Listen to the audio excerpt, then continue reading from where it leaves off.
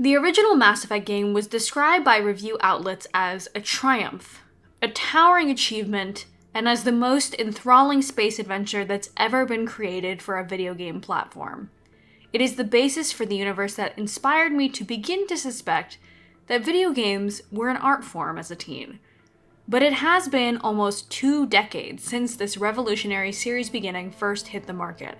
Since then, video games have evolved a lot, with major strides in not only the RPG world, but also in the world of games as cinematic experiences. I will note that to me, the original Mass Effect trilogy really acts as one big game, best enjoyed when consumed as one whole. But given the mixed reaction I had to BioWare's latest attempt at creating immersive worlds, I thought I needed a refresh. To take a step back in time to the golden age of BioWare and dissect what my nostalgia is really rooted in.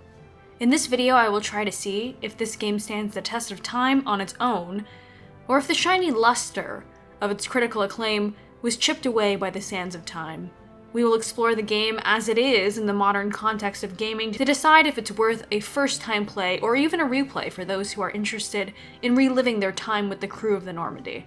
For the purposes of making this a useful video for people who have never played the game before, I will be talking about the version of the game found in the Legendary Edition re-release, as this is clearly the intended way for modern audiences to enjoy it. This will minorly be different than how some players remember small aspects of the game, but it's generally a unanimous improvement. The only situation where I would say you should be playing a not Legendary version is if you happen to already have a copy of the game, or if you're a Pinnacle Station DLC supremacist for some reason. If you have never played the games and are interested in exploring the reasons why you should, I have reserved the worst spoilers for a single section of this video. I will reference quests sporadically, but please skip the plot section if you want to go in major plot spoiler blind.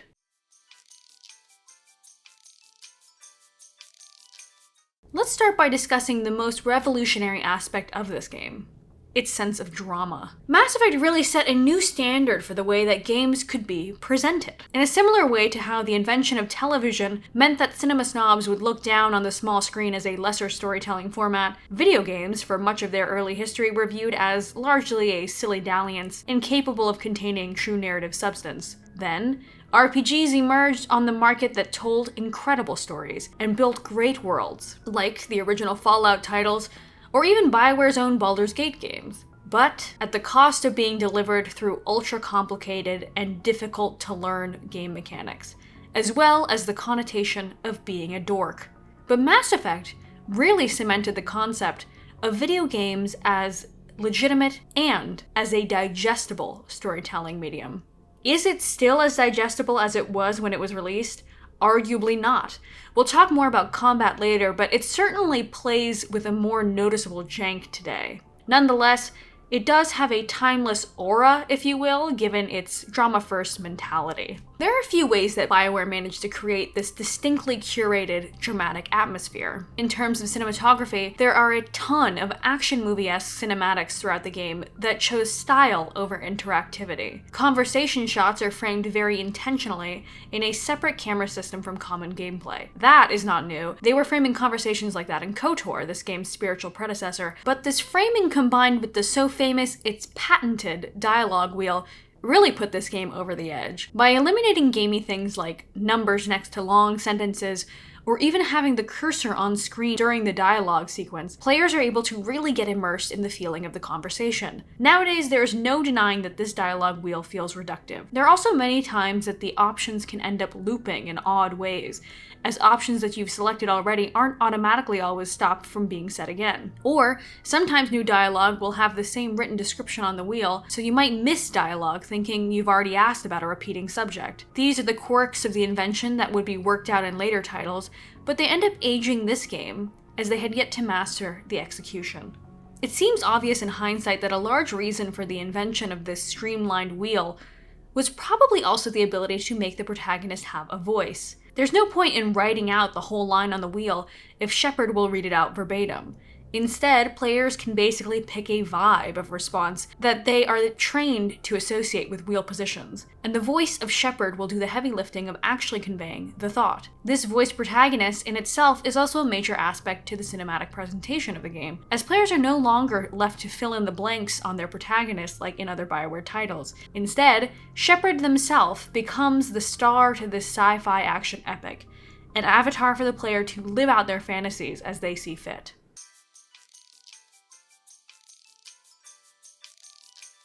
Shepard as a blank slate protagonist is a masterclass example of good old-fashioned fantasy wish fulfillment. From the character creation screen, players are able to establish a background for their Shepard following the game's morality system: Paragon hero of the people, neutral survivor, or the risk-it-all-for-the-mission renegade. But despite this head start in how other characters will respond to your reputation, it is up to the player to dictate with every dialogue option and every action how Shepard develops as a hero. And that's right, you're always a hero. The moral question of this series is not whether or not Shepard will save the day, but instead what they are willing to spend to save it. The beauty of Mass Effect's moral system is that it is often more costly to be a paragon, and that the game world justifies renegade actions as being a quicker means to a more important end. A great example of this is in the instance of attempting to save the colonists of Pharos through tricky gameplay. You must use a limited quantity of specialized grenades and/or melee attacks to get the best paragon outcome. It's much faster to just kill all of the colonists. And in fact, narratively, there is a lot of weight encouraging you to do so that you can get to the point much faster. Of course, in most conversations, it is just a binary choice to be nice or a little bit more direct. And the game mechanics heavily encourage players to pick one side of the moral compass and really commit to it. Playing Paragade, as it's known, is a way to lock players out of the ability to use the full advantages of investing into the dialogue routes. Although it makes sense that Shepard would generally be one or the other, it makes the dialogue feel less organic than non-wheel BioWare game dialogue systems like in Dragon Age Origins, which would actually release after this game. In the end, it makes morale feel more min-maxy than naturalistic. Though at the same time, this iteration of Mass Effect kind of ends up with the most organic feeling dialogue in the trilogy, as the games would come to eventually largely lose that critical neutral option that this game features. But it's probably because they figured out that most players would rather pick an option that fits their preferred Shepard Sona and/or would get them the most points. An important aspect to Shepard as a main character is something that I'll refer to as the masculine power fantasy trope that many video games can find themselves playing into. A great example for this is in Geralt of Rivia from the Witcher franchise, but especially in The Witcher 1 and 2. He is a character who shows basically no emotion, is a master at combat needed by the masses for his Witcher abilities, and gets infinite poon. Men fear him and women want him, etc. Shepard can also easily fall into this description, but manages to do so less overtly than Geralt by a simple virtue. Shepard can be a woman. There are many obvious instances of writing in this title in particular that are moments of masculine power fantasy tripping, like Liara as a character, which I'll talk about more later. And it becomes more interesting and subversive to me when they are expressed to FemShep. A grizzled combat veteran, a straight talker with a notably dry vocal delivery, a council specter conveniently above the law. These qualities are clearly traditionally masculine ideals, but in the world of Mass Effect, they become agender in a way that must have felt really subversive for the time. It seems like an accidentally clever narrative setup to make any and all players, regardless of actual gender affiliation, able to reap the benefits of the masculine power fantasy. As in, it was clearly written with male consumers as a target audience, and by chance, FemShep would end up just as popular and just as powerful as her male counterpart. And let me make this clear. This power fantasy is fun. It is undoubtedly cliché, outdated, and perhaps a bad message, but it is undeniably fun to me. If being the classic action movie star that everybody wants and fears doesn't appeal to you as a player, I can easily see how this protagonist and game would leave a bad taste in your mouth. However, for most people, this aspect of the game gives it a level of thrill and comfort that makes the rest of the foreign game world much easier to digest.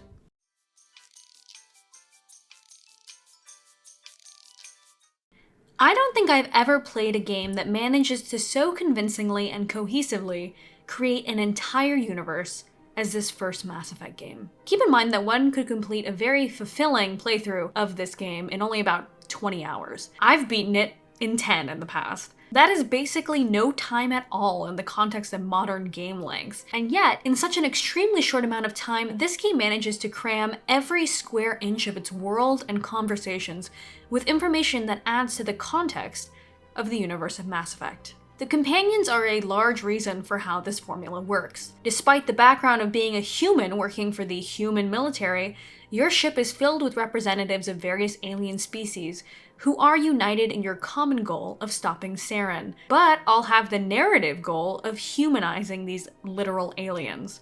Conversations with Garrus, Tali, Rex, and Liara are essential to understand their respective species and their complex roles in the galactic community. Garrus is our connection to the Turian species, one that has had historic conflict with the human race and is also the species of our main antagonist in this game. Despite these natural points of contention, Garrus himself is simply a guy who wants to do good by people and is willing to take risks to achieve that good. He is a great reflection point for the player, who is also learning how to deal with the morality system in the game.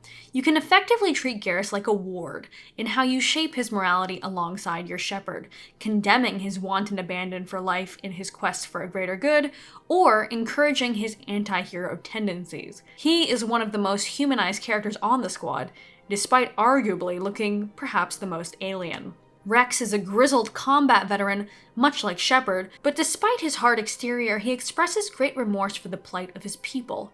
He reflects the great Krogan conflict.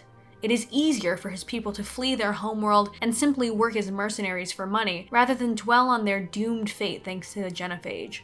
Rex talks about how he tried to fight against his own warlord father, to call for change and peace among the Krogan people, but he instead was met with betrayal and was forced to flee.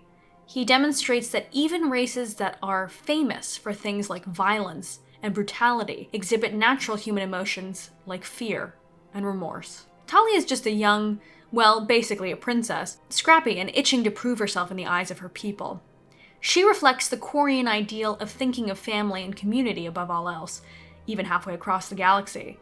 She is quite fearless and industrious, but also kind-hearted and idealistic. The Quarian people as a whole are exemplified through her. Self-sufficient wanderers whose failure in the form of their loss to their own creation, the Geth, does not hamper their spirit of survival. Liara is, well, she is largely a fetish in this game, but nonetheless she is an expression of Asari ideals in how she rejects them. The Asari are an advanced and graceful species.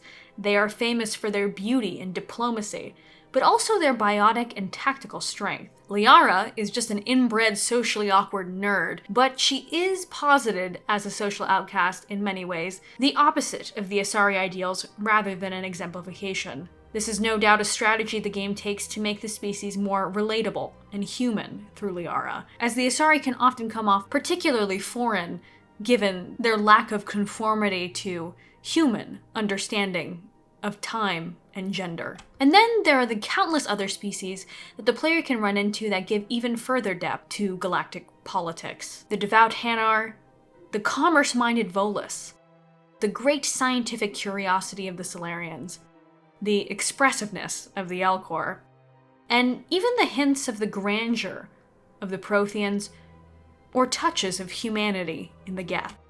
Our human companions are also cleverly positioned in this game to reflect the responses a player might have when encountering so many alien species. Ashley represents a more fear of the unknown view on alien relations, claiming she is not a racist, but nonetheless harboring suspicions when letting random aliens climb aboard a highly advanced Alliance ship. Kaidan represents someone who has had a negative personal history with aliens, and yet learns from that experience that regardless of species, we are all just people, not inherently good or bad, and often flawed. Both of these perspectives are valid.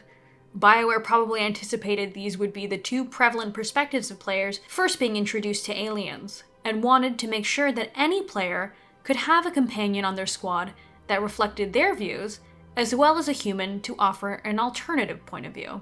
Something worth noting is that these characters exist in this game as a tool to further the sense of the world, but in doing so, they tend to lose a sense of individualism that would later be fleshed out much more deeply in the series. I still think that the companions in this title exist as compelling concepts, but they do unquestionably become better characters in their later iterations.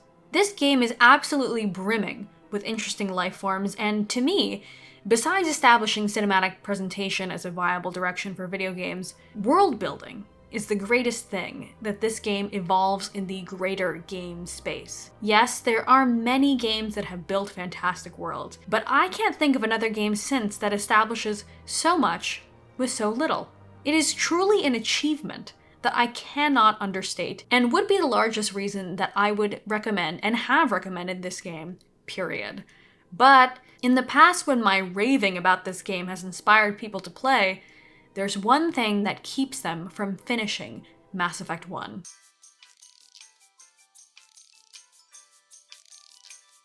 I don't honestly have much to say on the subject of the combat, but it must be addressed. For both modern players, and honestly players even a few years out from this game's release, the most dated thing about playing this game is the combat. Yes, stiff animations and the occasional out-of-place line reading dated this game over time, but the combat is something that largely just feels like it must be endured in the experience rather than enjoyed. It is totally subjective what a player is willing to sit through in terms of combat. I'll say for me personally, I actually always loved playing through the series as a straight-up soldier sniper, and thankfully Legendary Edition brings casual mode, so it's really not so cumbersome if you're not interested in that aspect of the game. I don't think it's that bad, but it's certainly the weakest game of the franchise when it comes to combat mechanics. The weapon overheating idea was logical in theory. I mean, you would think that we would evolve past the need for bullets in 200 years, but in practical terms, it can be very limiting in gameplay. There are a ton of dumb time sinks in all BioWare games, honestly, but in this title, it's not too egregious. The goofy decryption minigame is lame, but largely skippable, and to me, it is actually much more digestible than the dumbass matching game that replaces it in 2. The in-quote RPG mechanics of things like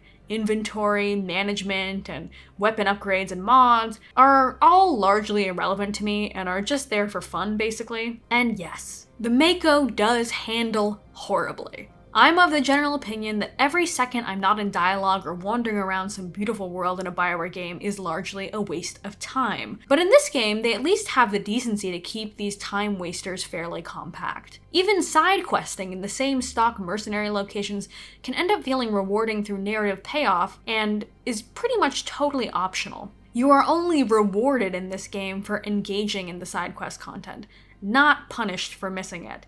And for that, I am grateful.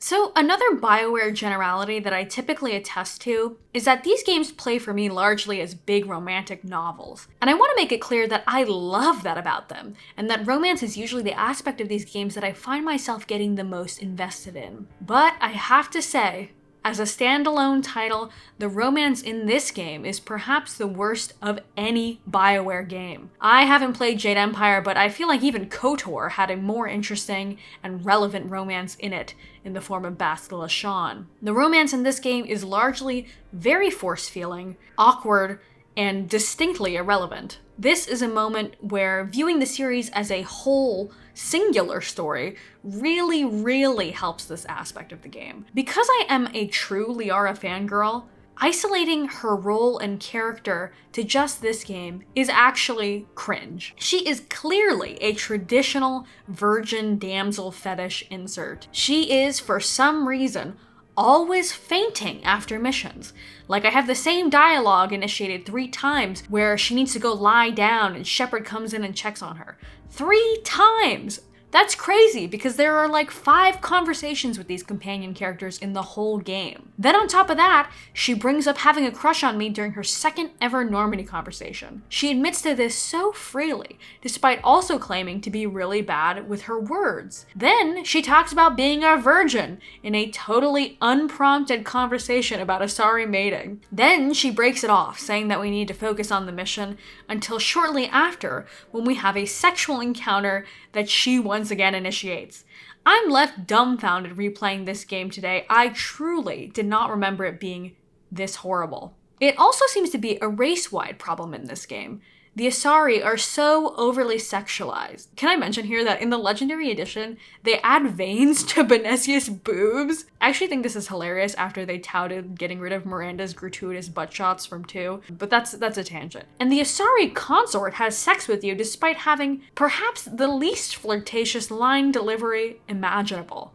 Why? And also, why does Liara have human-like markings? Asari don't have hair, so you expect me to believe that she just has eyebrows and freckles, two distinctly human features just by chance?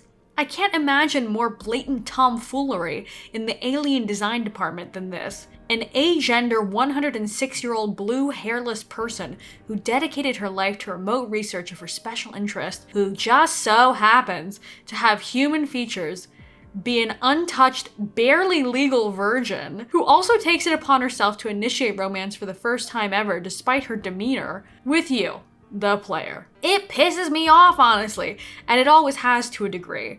She eventually becomes more than a fetish as the series progresses, but as we are talking about only this game, I must point her out as the most egregious sin this game commits, in my opinion. I understand that to a degree, all of these choices were probably made in an attempt to make her as digestible as possible for a speculative human player base, but it ages so dramatically poorly and ends up the most glaring nonsense in this whole title.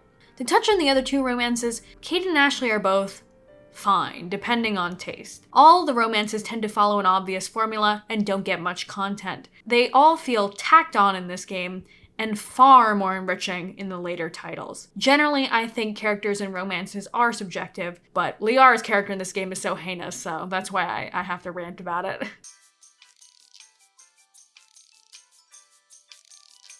Now, despite the resounding flop of romance in this series entry, there is a major win that takes precedent here, which is the plot. More specifically, how the story in this game unfolds to reveal one of the greatest senses of dread that I've felt in any media format.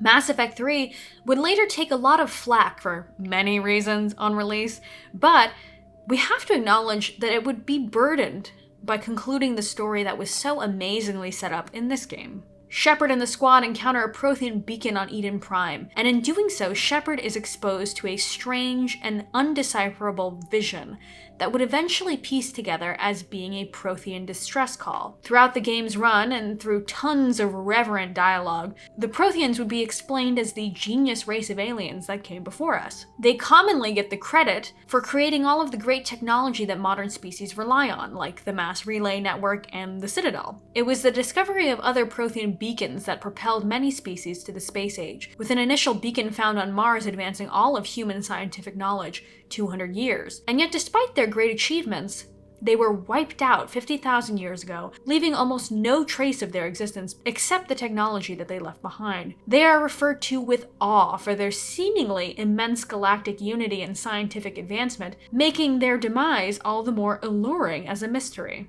Saren is a Council Spectre, like Shepard, who seems to have gone rogue for no discernible reason initially, but over the course of the game, he is revealed to be an indoctrinated pawn for the Reaper Sovereign.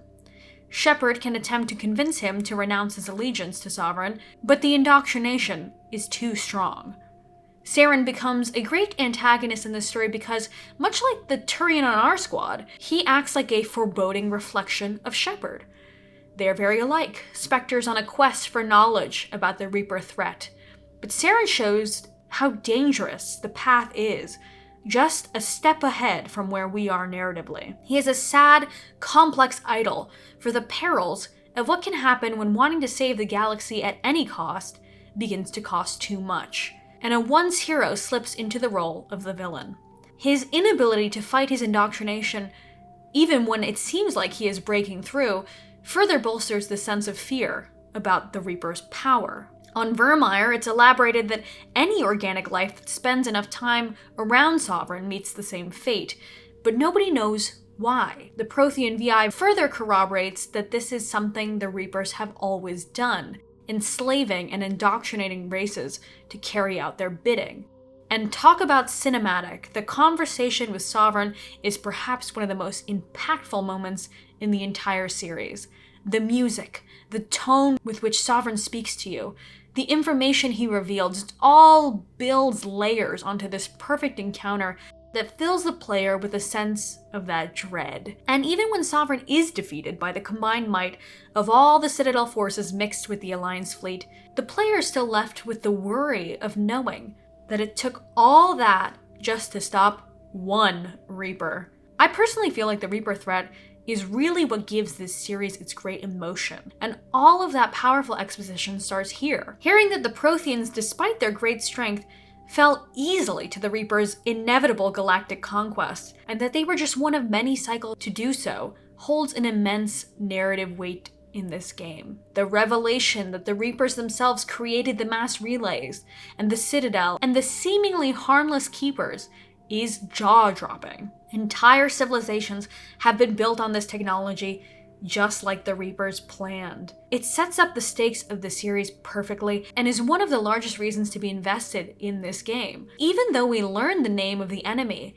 and that war is on the horizon, we are still left with the pivotal question, why do they do this? And how can we possibly stop them? That is left for the sequels, of course, but it is a legitimately gripping hook. The plot reflects a lot of the strength that this game exhibits: intentionality, forethought, and pristine execution.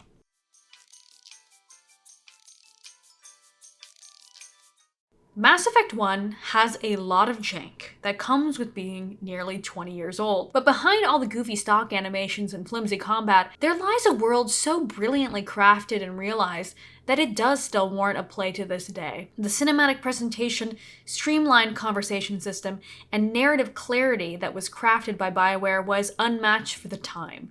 And today, though it is a short product, it still holds up its greatest moments brilliantly. As the series would go on, the subsequent entries would expand upon the themes explored in this title. More races, more dialogue, more interactivity, better romances, and more overt messaging about the thesis of the series. Later games would go on to explore more complex themes like the inevitability of evolution through multiculturalism or the nature of creation to rebel. But this game's goal was more humble, and yet somehow much harder: create a universe. And it would, in my opinion, resoundingly succeed. Mass Effect 2 is colloquially remembered as the greatest game in the original Mass Effect trilogy, if not the greatest game BioWare has ever made. With a record 96 Metascore, it is critically the highest rated of the series and, as far as I can tell, the highest rated game BioWare has ever put out. It took all the magic in the original Mass Effect and, like any great sequel should, expanded on it in nearly every possible way. More missions, more worlds to explore, more companions, more romance options, more customization, better graphics, better gunplay, even better DLC content. This is the sort of product that transcended the game space to be regarded as one of the greatest sequels made in any media format. The acquisition of BioWare by EA that separates the original title from this one, as well as the switch to Unreal Engine, meant that BioWare had the assets and the technical freedom to create beyond the series' wildest imagination, and they used this freedom to its fullest. I have to be honest here. Historically, this game has actually been my least favorite of the original trilogy for a number of reasons I'll get into in later sections of the video. But wait, put the pitchforks away. I am pleased to report that on my latest replay of the series, this time from the perspective of an adult and as a professional game developer myself, my thoughts have changed. I can now see objectively that this game is not just a dalliance between the greater plot of the series, as I once might have said. Instead, I can appreciate that this game is a masterclass of pure love. That's right, love. What I take away as being the prevalent energy that this game exudes for me over a decade later is that every single moment of this game feels like it was meticulously and masterfully packed with love. Love for the characters it features, for the world that it explores, and for the choices that came before it. In this retrospective, we will dive into the aspects of this game that made it achieve this distinct and ever difficult to reproduce feeling, as well as exploring if it still feels as powerful to play today. For the interest of those who have never played the games before, I will warn that nearly everything in this video will be a spoiler for some aspect of the game, but I will reserve the worst spoilers for the greater narrative in the plot section. I'll be basing this review on the Legendary Edition version of the game, as that is the intended way for modern players to experience the series, and unlike Mass Effect 1, no DLC were lost in the making of this video.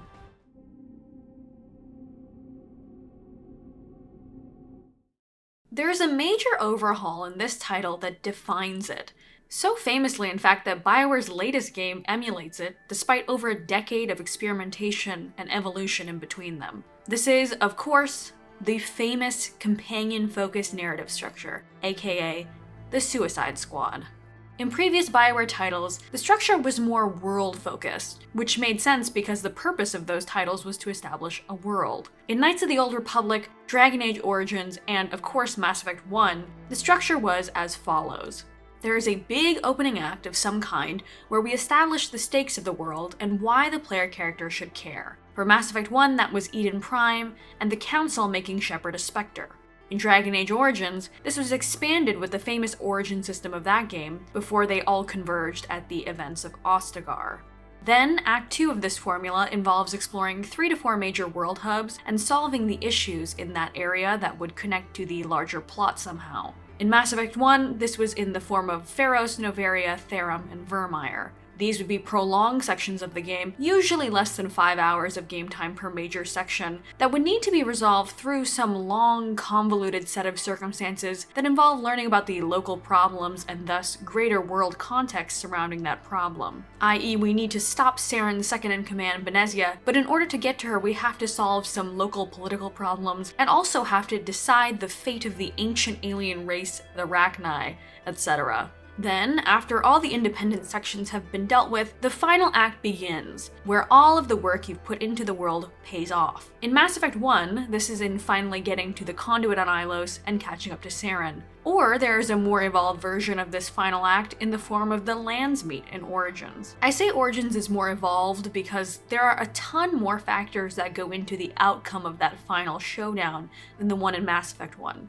Shepard always saves the day in Mass Effect 1 more or less the same way, but the Warden and their team can have seemingly infinitely many outcomes to their Landsmeet depending on their game choices. Mass Effect 2 would take what they learned making Origins and that complex final act and decide to take from that for this game's final act. And that's what this game is all about. Building a team of the greatest experts in the galaxy who all come together for one goal: stop the Collectors in one final, intense, and seemingly impossible mission. All of the missions you do for the squad, whether or not you prepared your ship, and even who you put where during the final mission can result in permanent deaths. The entire game is restructured to complement that final mission right from the start. Because this game is a direct sequel, we need less time establishing who Shepard is and what the world of Mass Effect entails because we already know. Instead, BioWare chooses to treat Mass Effect 2 as a vehicle for evolution in the series through the greatly expanded companion roster. Nearly all of our world building is delivered through the acquisition of our squad mates, and then is furthered through their loyalty missions. The genius move here is that instead of spending 2 to 7 hours on 3 huge game chunks, famously a bit of a slog in retrospect for the earlier titles, they could instead deliver neat packages of immense world building in the form of tight, 30-ish minute missions. This is a far superior method in my opinion, and makes the experience of playing Mass Effect 2 much more enjoyable and digestible than previous titles. Not only is it easier and more freeing to choose to play 30-minute missions largely in whatever order you please, it's also much neater and more focused in what those 30 minutes express to the player. 5-hour game sections involve lots of complicated information being balanced, tons of time running around and managing everything, and usually just exploring 1 or 2 medium-sized maps. But in Mass Effect 2, we got to see dozens more small world snippets that are beautifully designed and very straightforward to get through. If the goal of Mass Mass Effect 1 was to streamline the RPG format as much as possible, Mass Effect 2 realizes this goal even more effectively, and is thus able to achieve a lot more in its runtime as well. Mass Effect 2 is bigger time-wise than its predecessor, with it usually taking me about 30 hours to complete the full squad loyalty and playing the DLCs. So for the average player, that's about 40 hours to complete the vast majority of the game, about double the runtime of Mass Effect 1. Yet, in double the time, the game manages to have triple the companions, 10 times the amount of missions, and probably about 3 times the total number of visitable locations. That is a massive achievement, and is possible thanks to the effective formula that this game creates to cater to its companion-focused modular mission style. But this is not as timeless as I might be making it seem. It's true that comparative to its predecessor, this game plays much more efficiently. However, playing it today can feel a little stagnant at times. Once you get the request for a companion's loyalty mission, you are effectively locked out of talking to that companion until you do the mission. That's extra rough and inorganic if you put off someone like Miranda's loyalty mission that you get at the start of the game until the end. She ends up being lifeless for a majority of the runtime in that case. In addition, the companions end up being extremely unreactive feeling comparative to the other games in the series, even the last game where they always had something to say after a major mission. This is especially true after playing Veilguard, which evolves the same companion-focused narrative structure's reactivity immensely. The companions don't really react to one another at all in the entire game. They don't even banter with each other out on a mission, and there are no elevators for chatter in this game either. They also don't have comments on the latest mission unless it directly involves them.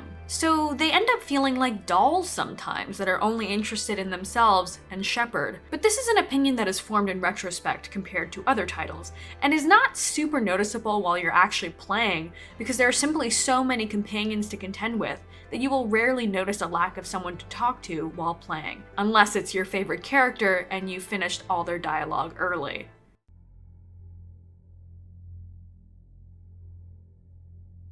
Mass Effect 2 is a study on companions as the central tool for storytelling. In Mass Effect 1, companions were interesting and engaging, but largely tools for expanding on the greater narrative primarily. They occasionally ask for something, like Rex asking the player to help find his family armor, but their side content was totally optional and didn't really affect the outcomes of the story too much. In Mass Effect 2, however, the story revolves around the squad and their needs. In order to stop the Collector threat, Shepard is sent dossiers of important galactic notables from several fields that all have distinct and iconic personas, as well as problems that must be recruited for the mission. Often, as a stipulation for recruiting them, they will ask Shepard explicitly for help with whatever their personal mission is. All companions, as a result of the game's greater structure, were given one recruitment mission and one loyalty mission. The loyalty missions are technically optional and can be completed mostly at any time before the final mission, but are heavily implied to be a necessity to that character's likelihood of survival. There is a ton of variance regarding the length and kinds of effort the player must go through in these missions, so I'll be talking about all of the companions, including originally DLC ones, to assess how successfully they fit into the greater game narrative and themes, as well as how much I personally enjoy their missions. Let's start with our default human companions, Miranda and Jacob. They are our standard humans who represent the faction we work for in this game, Cerberus. Miranda represents the extreme loyalist side of working with Cerberus, whereas Jacob mostly just treats it like a job he mildly approves of. Additionally, Jacob has a service history with the Alliance, like Shepard. These two humans, like in the previous title, represent the two common player perspectives to being thrust into a new situation. In Mass Effect 1, that situation was working with aliens. But in this game, it's working with an extremely pro-human group. There's no doubt that players from the first game would have had extremely strong pro-alien sentiment at this point, as the crew's alien members were like family in the first game. So it's a great irony that narratively we as players who largely love the alien characters even more than the human ones are now forced to work with a pro-human group. Thus, Jacob and Miranda offer a counter or appeasing perspective depending on whether Shepard is open-minded or uneasy to the arrangement, just like Kay did and Ashley did before them. Miranda is Cerberus' golden child, recruited by them at a young age and the elusive man's right hand. She was in charge of the Lazarus Project to rebuild Shepard, and yet disapproves of the order to keep Shepard exactly as they were prior to death. No kill switch. She is immediately presented as cold and strictly professional, but as we get to know her, we come to find that despite having literally perfect genes, she has a lot of insecurities. Her character is an exploration in defying genetic destiny, a theme that is heavily explored by this title in the series in particular. She defies the will of her creator father by running off and joining Cerberus, and she again may defy her creator boss, the elusive man, to follow Shepard in the final moments of the game story. She is an overt expression of the theme that creation is not a stronger force than individual will, but in my opinion she is not the most interesting iteration of this theme on the cast. Jacob is perhaps the least compelling companion in the squad because he tells no strong message and has no particularly strong opinions. He joins Cerberus because he doesn't care for the bureaucracy of the Alliance, but also doesn't seem to like the politics of Cerberus very much either. His loyalty mission tells us nothing about his personal character other than that he doesn't like abuse of power. His friendship or romance with Shepard is milquetoast as well. He is overtly described in the Shadow Broker's dossier as a clearly placed mood stabilizer for the team, and generally acts this role well. He is just a good-looking guy with nothing in particular to say. No doubt a comforting presence to some, but generally forgettable to most. Garrus is back and represents his role as Shepard's ward or foil yet again. He goes through essentially exactly the same narrative arc as last time, as in we either convince him down the Paragon or Renegade path again, but this time, it is in the context of him being a failed squad leader himself. That's right, the plot of Mass Effect 2 as we see it already happened to him in the 2 years since we last saw him, and it doesn't go well for our favorite Turian. So despite whatever we may have tried to convince him in the last game, he has to relearn it again this time around. This is a little bit of a step back, but in truth it actually foils the context for Mass Effect 2 perfectly. We already had a squad, already did a galaxy-saving mission, already maxed out our morality meters once. But as I'll talk about later, this game resets all that and makes us start again from the ground up. So as we must do it all once more and better, so too must Garrus. Tali, on the other hand, has grown a lot since we last saw her. She has finished her pilgrimage and become an important member of Quarian society, leading scientific missions with entire squads of her own. Her personal mission is one of the best in the game in just how high stakes it is for her people. She is falsely accused of treason and being the cause of death for an entire ship of researchers, including her own father.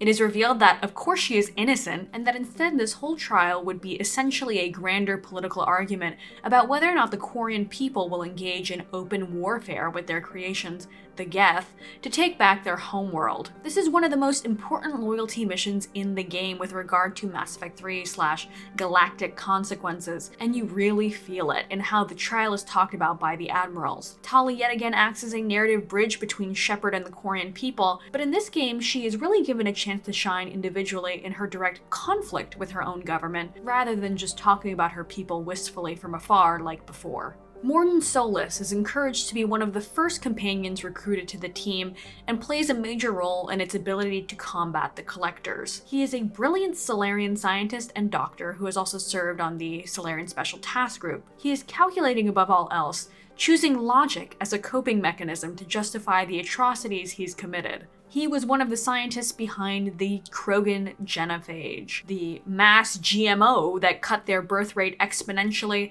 and essentially halted their progress as a species. He justifies the necessity of the project as being essential to saving countless more non-Krogan lives that would have been lost due to Krogan rapid expansion and warmongering. He blames the Salarian people for uplifting them to spacefaring age before they knew how to use that technology responsibly, and thus the Salarians were responsible for correcting that problem as well. Shepard can convince him, eventually, that his calculations were incorrect, and that the calculus of war that decided the genophage was appropriate doesn't account for the fact that the Krogan are people who deserve a chance to thrive. His story, perpendicular to Miranda's, shows the perspective of a creator who felt responsible for his people's mistakes and overcorrected to save the galaxy, but in doing so loses a piece of his humanity. Miranda is the created scientific baby who suffers from the overstepping of the father figure, and Mordin is the scientific father figure who steps too far. His development over the course of the game and later on in the series is one of the most interesting to witness, and he is a mean show tune singer, ending up one of the standout characters in this cast by far.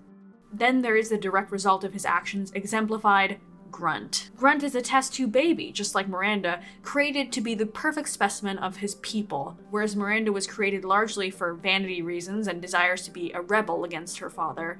Grunt is created for necessity as much as vanity. After all, most Krogan can't have children naturally, thanks to the genophage, so his creation was an attempt to give his creator a legacy. His personal development involves discovering what it means to be a Krogan, and finding a place of belonging with his people. Shepard takes him to the Krogan homeworld to essentially have his bar mitzvah, and in doing so, he achieves a sense of peace and purpose. His story is about the turmoil of finding home as an outsider, rather than as a revered rebel. And although I, as his mother Shepard, cannot approve of him telling me excitedly that he discovered he is a racist, I as a player find him generally to be my baby son. So we'll work on that. Jack is another example of an attempt at the creation of a perfect something through scientific interference, though in her case it was an attempt to create a perfect biotic. She was basically tortured and abused her entire childhood as an attempt to inspire her biotic abilities, and upon escaping her rogue Cerberus childhood jail, she began to roam around and be a criminal as an expression of radical freedom. Here's where I'll put in a tangent for a light criticism of Mass Effect 2. How it treats Cerberus as an organization. Because Shepard can optionally choose to be totally on board with Cerberus, the game cannot officially commit to Cerberus being totally evil, because Shepard is not supposed to be totally evil, just a renegade. So as a result, Cerberus's countless atrocities that we learn about in this game must be written off as rogue cells, despite the fact that we also learn that the elusive man himself manages all the operations in Cerberus. That's why there's never more than a dozen at a time. So when the game tries to go, oh no, he didn't know about it, just in case you happen to want to side with them and not be totally evil, it makes the whole thing feel kind of wishy-washy. Anyway, back to Jack. She is obviously not happy to be joining a Cerberus crew, considering how the organization treated her as a child, but she can be convinced if given access to the ship's files. Her and Miranda have a naturally contentious relationship because they took opposite approaches to a similar origin. Both were creations meant to fulfill a forced purpose, and both sought extreme freedom as a result. Jack was tortured and abused as a means to fulfill her purpose, while Miranda was coddled and received everything she ever wanted. They both broke away from their creators and sought an opposite life. For Jack, that was piracy, and for Miranda, that was regimented pseudo-military terrorism, I guess. I don't know, hers is a little bit more loose, but the point remains. Their butting heads is natural and logical, and it is up to Shepard to de-escalate the situation or risk losing one of their loyalty statuses. My chief complaint about Jack as a character is her apparent distaste for women in particular. It makes sense not to trust anyone given her background, but why just women? The answer is actually metatextual. She was going to be a potential bisexual romance interest, but that was cut due to EA wanting to avoid political blowback after the original Mass Effect was criticized as being an alien sex fantasy simulator, which is crazy if you recall my chief complaint about the first game being a lack of romantic content. It was mostly because you could see Liara's blue butt. But instead of recording a different friendship path option for FemShep, she just cuts off the questioning for the rest of the game at a certain point. To me, this is pretty out of left field, but in truth, a lot of the personal questioning in this game tends to feel weirdly cut off at some point anyway, due to the nature of how the game is structured. Regardless, Jack is an interesting, if not potentially off-putting, addition to the team. Samara is one of my favorite companions on the squad, and it's not just because I'm an Asari supremacist. Firstly, she is an exact opposite perspective on Asari culture to our race representative from the last game, Liara. Liara was a shy, scientific-minded, extremely young, virginal dork. Samara, in contrast, is an old, previously well-established religious monk who is very self-assured due to her code and ruthless at enforcing it. But like Liara, she is a pureblood who is generally enamored with Shepard. Samara also fits into the theme of creator versus created in this game perfectly, as providing more context to the creator POV, this time as a more traditional mother role. However, despite by all accounts being a devoted and loving mother, and general family guy, her children all possess the rare genetic trait of killing people they mind meld with, known as being an Ardot Yakshi. Her personal quest, one of my favorites in the entire game because you don't have to shoot anything, involves trying to seduce her rebellious daughter Morinth to allow Samara to finally kill her. An interesting twist is that you can actually betray Samara here and recruit her daughter to the squad in her place, but I imagine that this is an option that perhaps 5 people ever picked, so I won't spend too much time on Morinth. The point is that Samara is a tragic figure and an example that even if you do everything right in raising your children, even if you love them and nurture them selflessly, it can still all go wrong. The troubled creations in this game, like Jack and Grunt, faced a kind of neglect, whereas creators like Morden and Thane did neglecting themselves. But Samara didn't neglect. She did nothing knowingly wrong, and still must face the burden of personal responsibility for creating at all. She thus becomes committed to redeeming herself through the act of killing the thing she loved most in the universe. This is what we're talking about, okay? This is drama right here, this storyline. Thane is another tragic figure, but more so from his terminal illness. He was actually quite undeniably a horrible father, abandoning his wife and son to focus on work. But if Samara is the classic committed mother figure, Thane is the classic deadbeat dad. But Thane's prognosis compels him to clean up the loose end of his child, just like Samara, though in a less immediately tragic way. His child has also chosen a life of crime, but unlike Morinth's reckless, self-righteous addiction to murdering, Thane's son Kolyat is implied to pursue the assassin's line of work as a way to get closer to his father psychologically. It's all very twisted in this game in a sort of delicious way. Legion is perhaps one of the most interesting and contextually important characters in this game, period, let alone in the squad. He is an actual Geth, a member of the race of artificial intelligence created by the Quarians, who acted as the previous game's collectors, as in the things you would shoot to get to the Reaper. But Legion explains that the group of Geth who worked for Sovereign was a splinter group of heretics who separated from the main Geth consciousness, and that largely Geth do not agree with the Reaper cause. In a way, it was like a religious schism for them, and the Geth that chose to follow Sovereign did so because they revered it. Legion answers questions about how the Geth think and operate, but he kind of effectively shows the Geth as being far more juvenile and curious than we as players have previously been led to believe. The fact that Legion has a piece of Shepard's armor integrated into its body because Legion was fascinated by the prowess of Shepard implies so many levels of deep thought that Legion himself cannot properly express. Legion fills the role that the companions in Mass Effect always have, to humanize his entire race to the player. Even Legion's loyalty mission is a shock to the system in the game's context, because the final question it asks, to rewrite the heretic Geth perspective and reintegrate them into the greater conscious, or simply wipe them out, arguably doesn't fit the standard binary approach to morality that this game follows. In any other instance, wiping out the minds of thousands of people to force them to think a different way would be an obviously renegade choice, with it being arguable that simply killing them is the more traditionally humane option. But this moral quandary acts as one of only 2 times in the entire trilogy that the game itself can't decide which of the options is actually more morally good. More on this in the next game. Legion is essential to the stakes of the later Quarian Geth struggle to come, but for now acts as a refreshing new perspective to what seemed like a closed case on the Geth in the game universe. The 2 DLC companions, Kasumi and Zaid, are generally pretty secondary feeling due to being patched into the experience and thus not fitting quite as seamlessly into the dialogue formula the rest of the squad follows. Zaid is the more forgettable of the 2 for me, as his Bark dialogue is just him mostly recalling old battle stories, and his personal mission is just chasing after an ultimately irrelevant rival. Kasumi is far more interesting comparatively because her Bark dialogue is some of the most reactive on the squad, commenting on the events and crewmates, aka being the ship gossip. Her personal mission is a cheesy action movie heist job, very goofy classic fun. You might have the opposite read on these 2 and think that Kasumi is way too goofy for the tone, but I think that generally these 2 kind of reflect the 2 sides to Mass Effect as an art piece. As in, there are some who will prefer the grittier, darker side, or some who prefer the more light-hearted referential side that these 2 exemplify.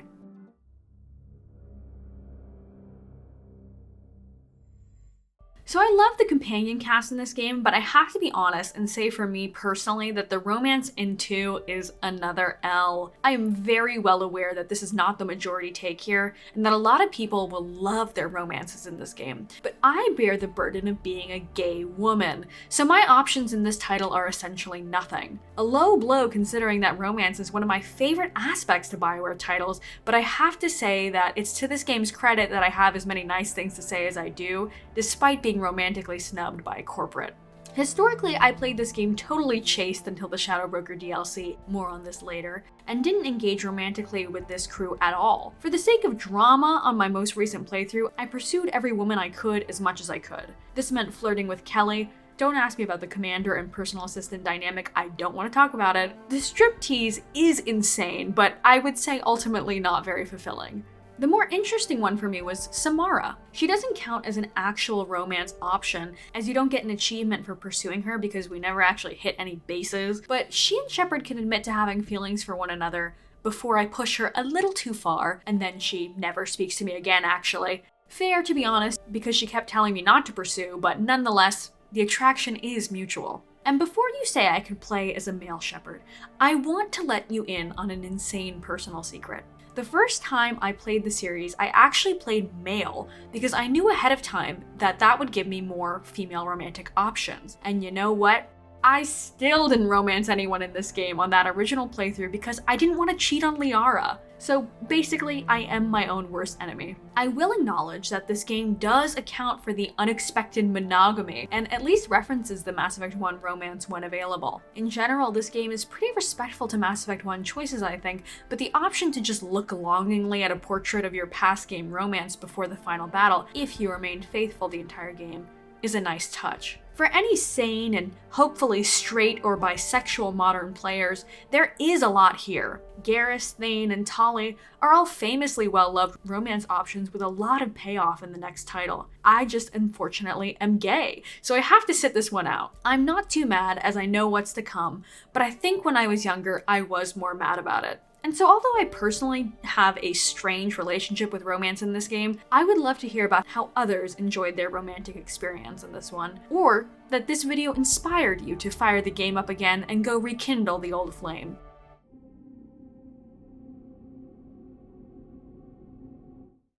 Much like in Mass Effect 1, I don't really have that much to say when it comes to combat. I appreciate the tight level design, and I love the inclusion of a nice variety of heavy weapons, but overall the general gameplay remains the same, but feeling a little better to play thanks to the switch to Unreal. Lore-wise, I find the notion that the entire galaxy switched to universal removable heat sinks in the 2 years between the titles is insane, but gameplay-wise it does make sense to switch to a more standard, finite number of bullets to fit with the gameplay speed and flow that gamers at the time had come to expect. I do not miss the Mako, and instead find the very few instances of vehicle engagement in the DLC missions a fun gimmick in their limited doses. But I have to say, I hate the decryption minigame switch up, especially the damn matching nodes one. I'm generally a hater of dumb minigames in BioWare titles, which is also something that they love to add to all their games, and this one is just slightly more interactive than the previous game version, but with no skipping option like the Omnijowl in the last one. Let me just open the damn door. Such an immersion-breaking, unskippable waste of time. Still better than Andromeda's random occasional Sudoku, which is one of the only things I remember about that game to this day. In terms of the dialogue wheel mechanic, it feels just like a cleaner version of the last game. I found way less instances of looping when speaking,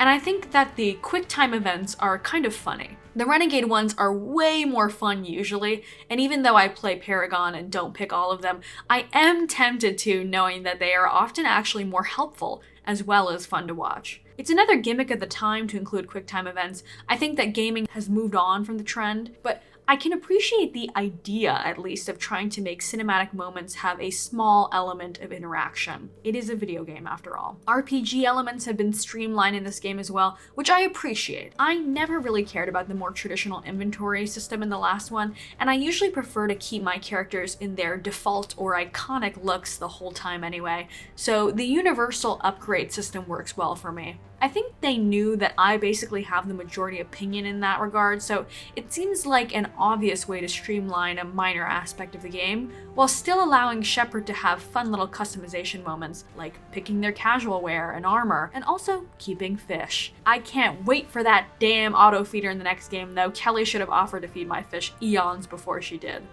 And shout out to the email system. I think that it is a very cute add-on to receive emails from various people you have affected throughout the world. This is also a great way for the game to show some respect to people who they didn't have time for, or perhaps just didn't make sense to add into this game, but who you affected in the last one, like the Asari consort. It's just that little bit of flavor that makes the experience richer, I think, and that's the kind of morsel that keeps me going as a player.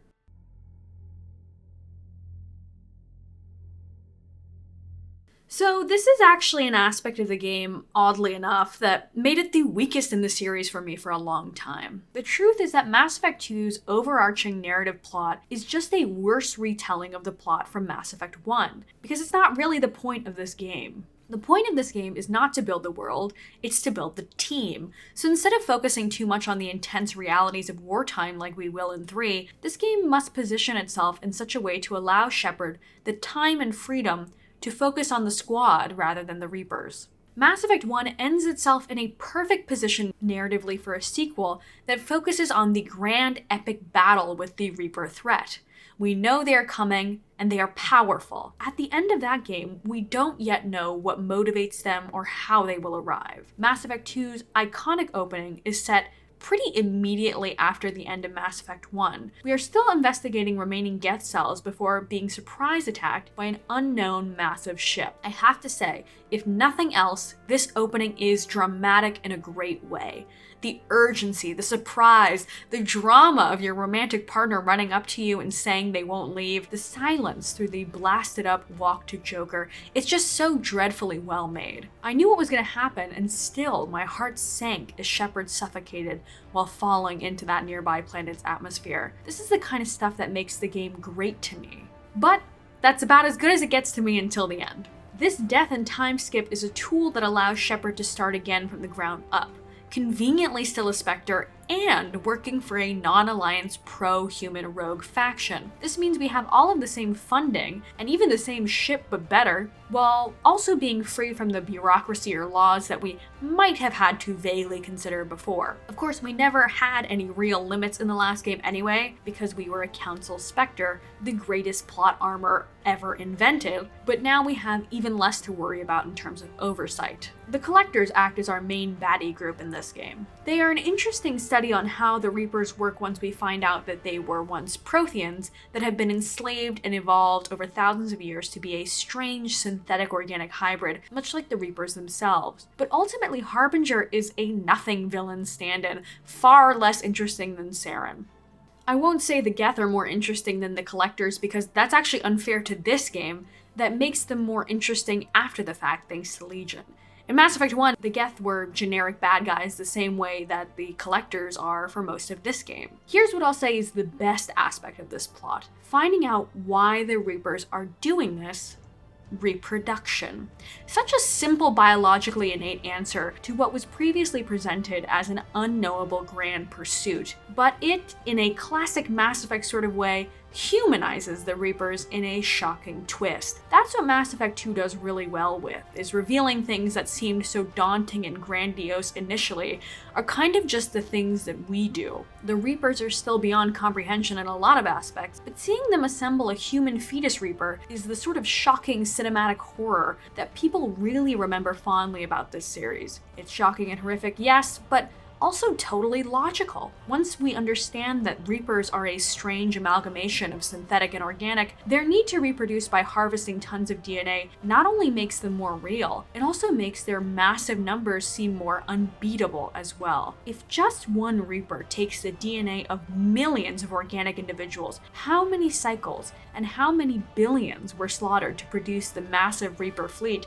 that we catch just a glimpse of in the final moments of the game? How many more exist?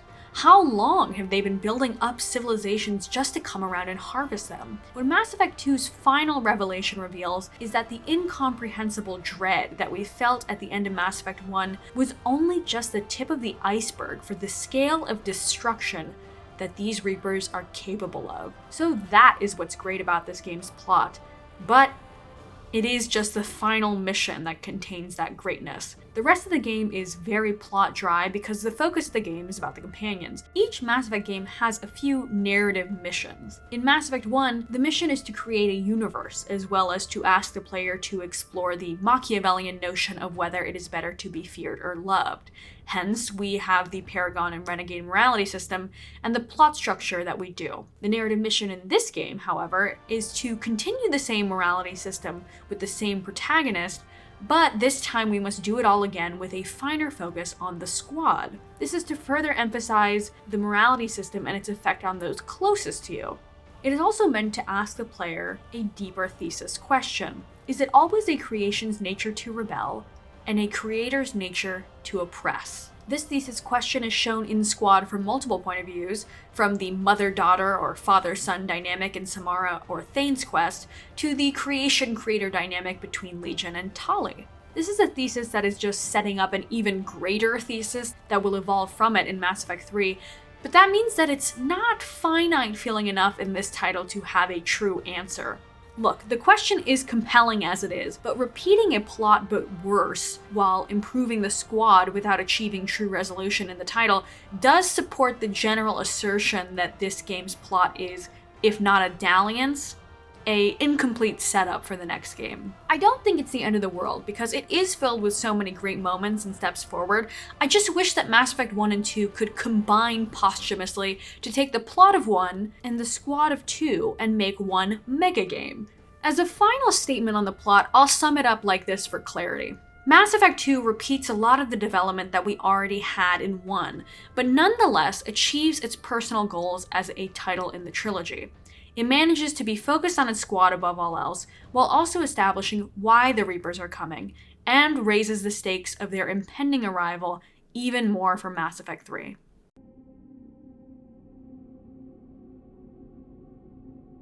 Although Mass Effect 1 did have some DLC, it was ultimately not very impactful to the plot of the series as a whole. Mass Effect 2, however, has some of its most important transitory content to Mass Effect 3 in its DLC missions. This was a predatory business scheme upon release, probably imposed by EA, but the sands of time have eroded some of the more egregious marketing ploys that scarred this game and the next one, given that all of the content is included in the cost of the Legendary Edition. Overlord is a good old eldritch horror story, an exploration in the disturbing lengths science can go to achieve a purpose. It's a straightforward tale of a Cerberus scientist who is willing to use his own autistic brother as an interface to communicate with Geth, sacrificing him as a person and his own ethics as a scientist for the perceived greater pursuit of crossing the organic-synthetic communication barrier. This is mostly a vibey sort of DLC on the surface, but in a subtle way, it's beginning to beg the player the question, what is the barrier between organic and synthetic? Spoilers, but that is the thesis question of Mass Effect 3. I will of course talk about it more in the video for that game, but just know that the question is posed in this DLC as a bit of an appetizer for the atrocities to come. Layer of the Shadow Broker is the story of Liara T'Soni's rise to the role of the Shadow Broker, a major component to her character in the next game. But it also kind of functions as this game's Citadel DLC, with its general tone of being the fun DLC. The car chase is goofy and full of character, having a shootout with the opposing Spectre at a underworld sort of hotel, and then finally having access to a ton of silly extras once Liara actually becomes the Shadow Broker, all contribute to the general goofy tone of this one. And of course, for Liara-mancers like myself, this is the big kahuna DLC because we get to re-establish our romantic relationship with her. This DLC doesn't really ask any major questions, but it does bridge the gap on Liara's persona between 2 and 3 excellently. And finally, Arrival. This DLC is the actual full-on transition story between 2 and 3, because the results of this story directly correlate to how Mass Effect 3 opens. We are told of a Dr. Kenson who is in possession of evidence of the incoming Reaper invasion, so Shepard must go alone to rescue her from a Batarian prison. This beginning section is to me a combat nightmare because I miss my friends. After her rescue, Kenson takes us to her asteroid base to witness a vision from a Reaper artifact. Of course, this means that all the people who have been working around the Reaper artifact have become indoctrinated and turn on Shepard, who must then escape and use the asteroid base as a giant battering ram to destroy the Alpha relay. This is because the Reapers are set to arrive en masse through that specific relay in like 2 minutes. So by destroying the relay, and also about 300,000 lives that will be impacted by the explosion, Shepard will hopefully be delaying the Reaper invasion by a few critical months. The problem is that Shepard has killed hundreds of thousands of innocents, so they must account for their actions when their mission, i.e. the game, is done. What's interesting to me about these 3 DLC is they all serve as important tone setters for the next game, but upon the game's release, they were totally optional. I actually never owned any DLC for my first 2 times playing, so imagine my surprise once I jumped straight to 3 without playing these critical pieces of content. Thankfully nowadays, with the Legendary Edition, they are all included with the game, of course, and can be completed before or after the final game mission at your leisure. Much like the Trespasser DLC for Inquisition, I consider these all to be essential to the greater series story and thus must-play missions. And shout out to the Normandy crash site mission. I have never managed to find all 20 dog tags, and I've tried. Pisses me off, to be honest.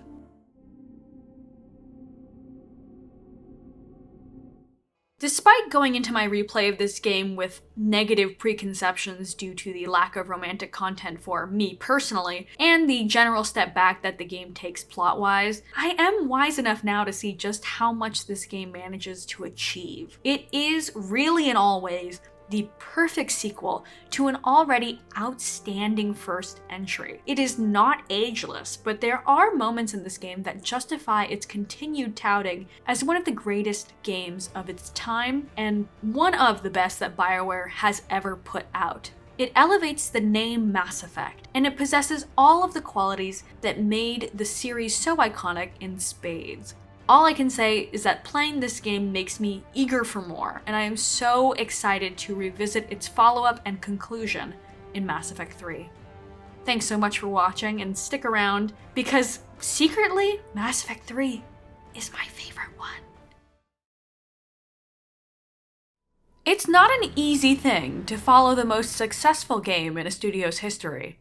Mass Effect 3 was the long-awaited finale to a trilogy that already had 2 genre-defining and massively successful entries. The second entry in the series was, and still is, the highest-rated game that BioWare has ever put out. Despite the years of anticipation and world-building that led to the events of this game, its release would be bombarded with controversy due to the corporate greed that plagued its particular era in gaming. Day 1 DLC of essential content, missing end slides on release, and years of expectation resulted in review bombing and boycotts of this game. To this day, the user score on Metacritic is the lowest in the original trilogy by far, due to many factors we will discuss later in the video.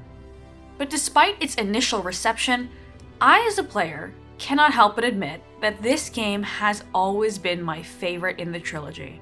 It is payoff after payoff. Each mission feels galaxy-defining. Almost every aspect of the game feels the best in the series to me. But is that an opinion biased by time and memory, or does the game remain as satisfying to play for me, or perhaps as insulting to play for others, as it was on day 1?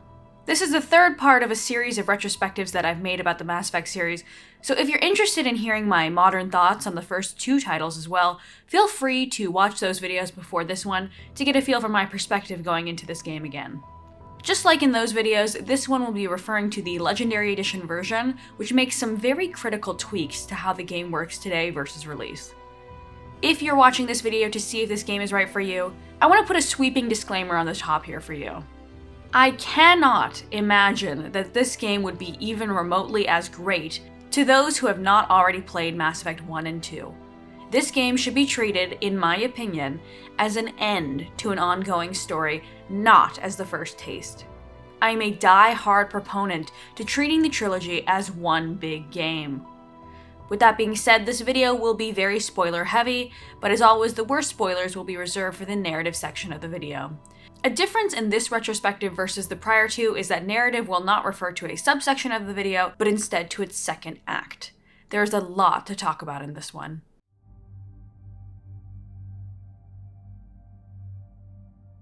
For historical context, I feel it's important to make clear just how much hate this game received. Mass Effect 2 actually received similar criticisms to a degree on its release because it also had begun the practice of predatory paid bonus content thanks to the meddling of EA. But the reason why it must be mentioned when we talk about Mass Effect 3 today is because the reception was so powerful that it would literally shape the version of the game that we have now over a decade later. The first and arguably less severe sin that this game committed that put it on the gamer poo-poo list at the time was having one of the most important companions on the squad locked as a day one DLC. I am of course referring to the Prothean companion Javik. Nowadays, if you play the Legendary Edition with all the DLC included, you might find it shocking to find out that he was not automatically included with every copy of the game on release, given how pivotal he is to the greater themes of Mass Effect. Additionally, his treatment as DLC meant that arguably, the importance of his character within the game world had to be downplayed given that many players would never get to see him. So, he couldn't be as plot essential as would seem appropriate for the scale of importance a living Prothean would have. This feels like a waste given how much the Protheans have been talked about throughout the series and was obviously a business tactic to squeeze out a few bucks from invested gamers at the time. The issue is summarized twofold. By having day one DLC rather than post-release DLC, that inherently means that development time was spent on an aspect of the game that they knew would be charged extra to experience. This is a corporate slap in the face to the dev team, who no doubt wanted him to be more important to the greater story, and to the players, who wanted to receive a full game experience day one for the cost of the game they're buying, not the cost plus $5. Javik is still one of the more important companions on the squad today without the extra cost, but I can't help but feel like his role had suffered somewhat due to his necessity being hampered by a predatory cost of entry. That's poo-poo 1, but there was an even bigger, more important, and more terrible sin that the game committed that has since been corrected after the fact. That is the famous color-swatched ending. As I stated in the intro, I will not talk too much about the game's endings until later in the video to avoid major spoilers. But for the sake of documentation, just know that on release, the end slide aftermath credits that you would now see upon finishing the game and making your final choice did not exist. It had to be released after the fact to expand upon the final choice due to the very loud backlash of the original presentation. Just how loud of a backlash? A famous example from the time was that fans sent the BioWare office 400 cupcakes with different colored frosting that all tasted the same as a form of protest, playing on the prevailing critique at the time that the endings were all the same, but with a different color. I will talk a lot about the endings and their meanings in this video, but just know that now it's very arguable that the reception to the endings is subjective rather than unanimously angering due to the patch that expanded on the results of your choices. I feel it's important to remember these criticisms and failings now, even if they no longer seem relevant to the product that includes the sum of all their resulting changes, because they are an aspect that did affect the game as we see it today. They also affected gaming and standards of best practices with future releases, with it now largely being accepted that gaming companies cannot get away with overtly evil practices like day one plot essential DLC. As we look at BioWare's most recent release in the form of Dragon Age the Veilguard, we can see that they took a lot of lessons from the backlash, some I would argue which are not correct, in releasing in their eyes a final product with no planned DLC. I will talk about how much I love the DLC in this game, but as a consumer, I can appreciate the shift in philosophy and business ethics away from gating essential or meaningful content behind paywalls. With this history lesson out of the way, let's start exploring the game as it is today.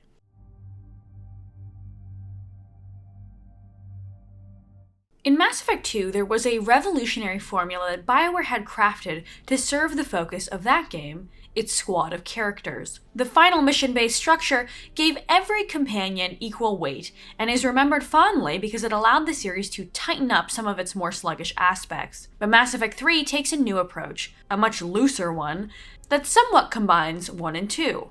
Where 1 was world-based and 2 was squad-based, 3 is conflict-based. It still follows a tight linear, about hour-long mission structure like from 2, but the missions themselves are based on solving galactic conflicts rather than individual squad mates. In other words, where the purpose of the structure of 2 was to build a team, the purpose of 3 is to unite a galaxy. Every action and mission builds up a galactic readiness meter to represent numerically how unified the galaxy is towards stopping the Reaper threat that we have been dreading for 3 games now. Here's a tangent note about Legendary Edition. I can never get to the galactic power threshold I need to get my preferred ending, with my most recent playthrough having done all of the quest and DLC, still leaving me 1100 points short. I know I'm supposed to spend time scanning the galaxy, but I always forget and put it off to later when the Reapers have already taken up the entire map, so it becomes too much of a pain. So I always end up having to mod my save file, which to me is crazy. In the past, I had no issue getting my preferred ending after doing most missions, plus a few hours of multiplayer, but not anymore. Consider this a rare instance of me feeling like the Legendary Edition made something worse than the original.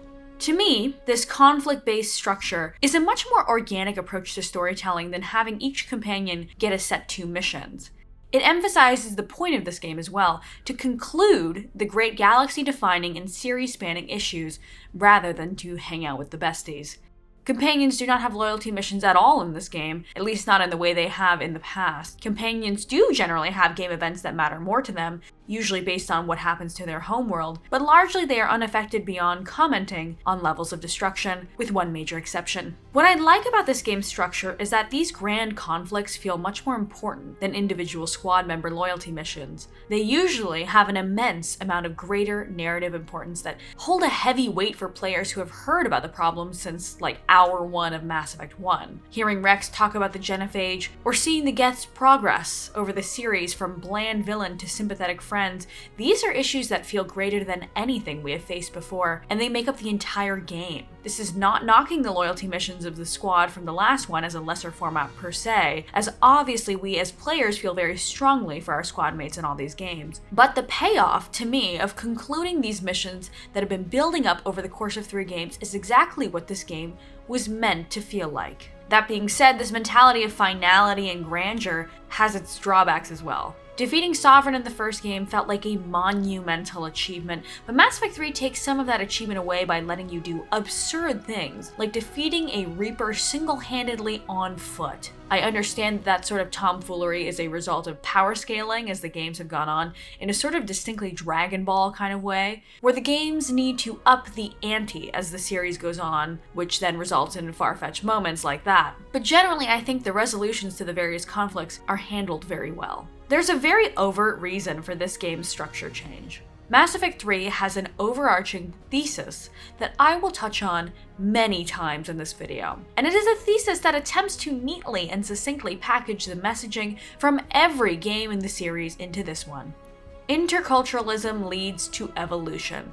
All conflicts, creator versus creation, organic versus synthetic, they are all illusions. Only when all individuals are equal and respected can we as people evolve. All of the companions, all of the conflicts, all of the missions in this game exist to further prove this thesis to some degree. Put a pin in that.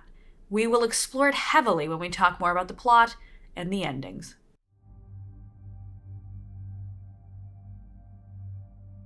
As the series has gone on, it has streamlined its RPG elements more and more with each title, and this one is no exception. To me, this game strikes the best combat balance thus far, keeping the ammo system from 2 and the customizable armor for Shepard while leaving the squad in their iconic outfit sets. The gunplay is fast-paced and engaging, and I like the idea of light weapon modification and the weapon variety in general. I miss the gimmicky heavy weapons from the last game a bit, but they are replaced with controlled sections of turret gunfire, riding around in an Atlas, or the occasional temporary heavy weapon on some missions. No vehicle combat period, which is epic. Generally, as always, the gameplay is not something I care much about, but it is at least really fun here. Decryption minigames are gone in this game. Hallelujah. They were always the sort of gimmick that I felt detracted from my experience, so I'm happy to see that the gimmicks in this game are much more logical with the war setting, with things like turret sections. Also, Shepard can finally run for more than 5 seconds without being winded.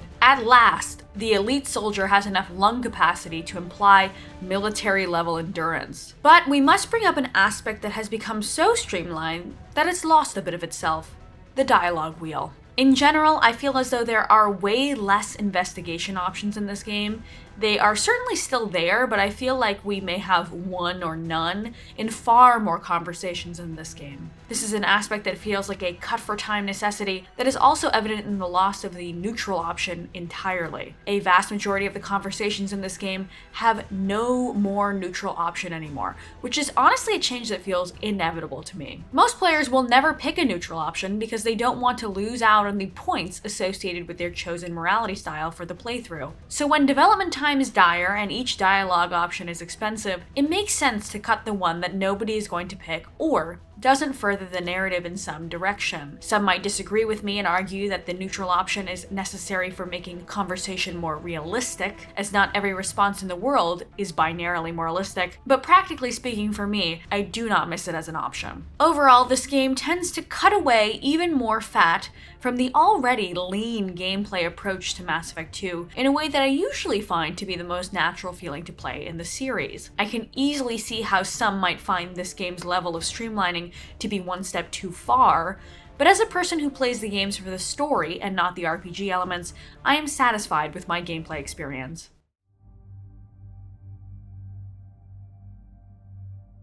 In my previous 2 retrospectives, I refer to the romances of 1 and 2, for me personally, as flops, due to my lack of options as a gay woman, or in the case of Mass Effect 1, there simply just not being enough of it. But folks, this is it. I starved myself for 2 games to reach this succulent buffet of romantic content for me personally. I want you to know that in this aspect of the game, I am totally, unabashedly biased. If you loved your Jack, Miranda, Jacob, or any other romance that isn't directly on the squad in this game, I am sorry for you have been shafted. But I, the righteous Liara-mancer, have been totally blessed in this game. From the opening mission on Mars and nearly every opportunity since, this game gives me seemingly endless romantic content. Mass Effect 3, to me, feels like one of the most rewarding romantic experiences that BioWare has ever put out.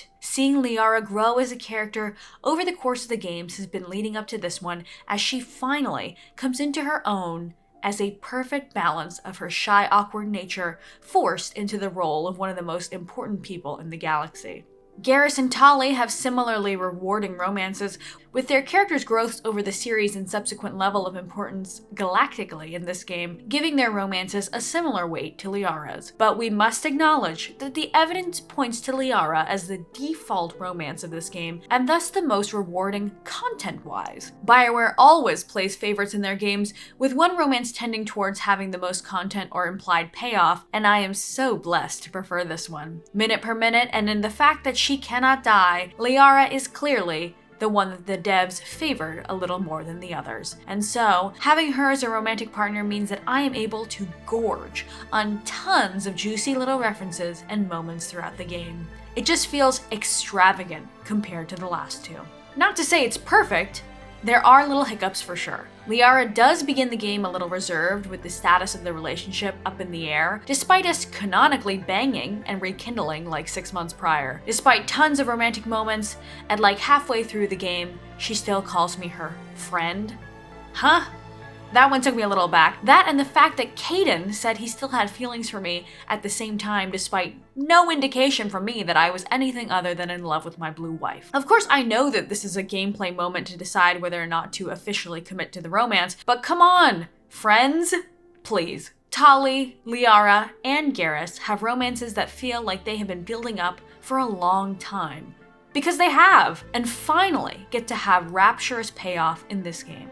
In the same way that the narrative of this game is just a series of payoffs, so too is the romance of any of these three characters. Mass Effect 3 really makes the best of the history the player may already have in these relationships and feels like it takes every possible moment in the game to squeeze in a nod or reference to the relationship. Romance feels the most organic and rewarding that BioWare has arguably ever been able to make it feel in one of their games, because we don't have to waste time establishing anything. We can just jump into it being fun. And that's a great summation for the plot of this game as well.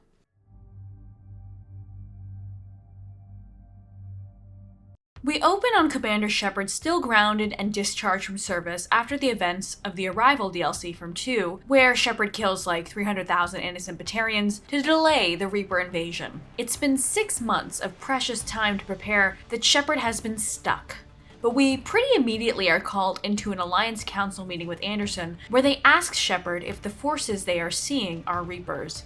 And thus begins one of the most hard-hitting and cinematic openings in gaming, the beginning of the Reaper invasion on Earth. This is a genius opening in not only its presentation, but also its immediate ability to set the stage for the stakes of the game. We have, to this point in the series, only seen a few Reapers, and each time we did, it was a huge deal. But in the first 5 minutes of this game, we are seeing them arrive en masse to a planet that is likely a sympathetic symbol for the player because we are from there. There is obvious, dramatic, immediate destruction, and the impact of seeing that kid blow up is the kind of cheesy but deeply effective pathos that defines the action movie presentation that makes these games so iconic. A player's heart can't help but sink at the enormity of the conflict and how suddenly it manifests. BioWare has since tried to have a similar intro to Dragon Age the Veilguard, but that game does it less effectively because we as players don't care about Minrathous in that game nearly as much as we do about Earth because, once again, we are all from there. Shepard is reinstated and told to leave Earth to get help because it's pretty obvious that the forces of Earth alone will not be enough to stop the invasion. But first, a pit stop to meet with Pookie on Mars and get plans for the Crucible to defeat the Reapers somehow, and also pick up a sex bot body for EDI. Let's talk first about the Crucible. It is a plot device that we know almost nothing about, other than that it was seemingly developed by the Protheans, but was never completed and will require massive amounts of tech and knowledge beyond the power of any one race. Here is why we don't need to know how it works in any particular way. It is literally and figuratively the symbol of this game's thesis. For a reminder, the thesis of the game is society can only evolve through interculturalism. Interculturalism is defined as exchange between two or more groups where all parties benefit, and is distinct from multiculturalism because multiculturalism is simply the tolerance of other groups rather than mutually beneficial engagement. Let me put that more simply for those who aren't interested in sociopolitical theory. The game argues at every point that toleration of other groups can lead to survival, but learning from and helping other groups leads to the greatest outcomes for all. The plot of Mass Effect 3 revolves around gaining allies, however Shepard might deem it necessary, with the goal of completing the Crucible. Additionally, it is later revealed that the Crucible itself is not simply a Prothean design, but instead a design that has been rediscovered and improved upon for countless cycles. Meaning that, once again, learning from other groups, even unknowingly, and contributing with knowledge gained from our own group, has led to the evolution of the idea to the point of actually being usable. In other words, the Crucible is a symbol of not only the benefits of interculturalism in this cycle to build it, but also represents how life has benefited from interculturalism to evolve over the course of galactic cycles. This is profound stuff for a seemingly unknowable plot MacGuffin. Though here's also a moment I can point out a sillier BioWare critique I've noticed. It seems like their writers pass around an Excel sheet with imposing sounding vocab words that they insert into their games whenever possible. A sovereign, that sounds cool. That'll be our first major Reaper. And also, the name of the money in Dragon Age. This is not simply a galactic hub, this is the Citadel. This is not simply a portal to the Citadel, it's the conduit. This is not simply a Reaper cannon, it's the Crucible. Shepard is not simply good or evil, they are paragon or renegade.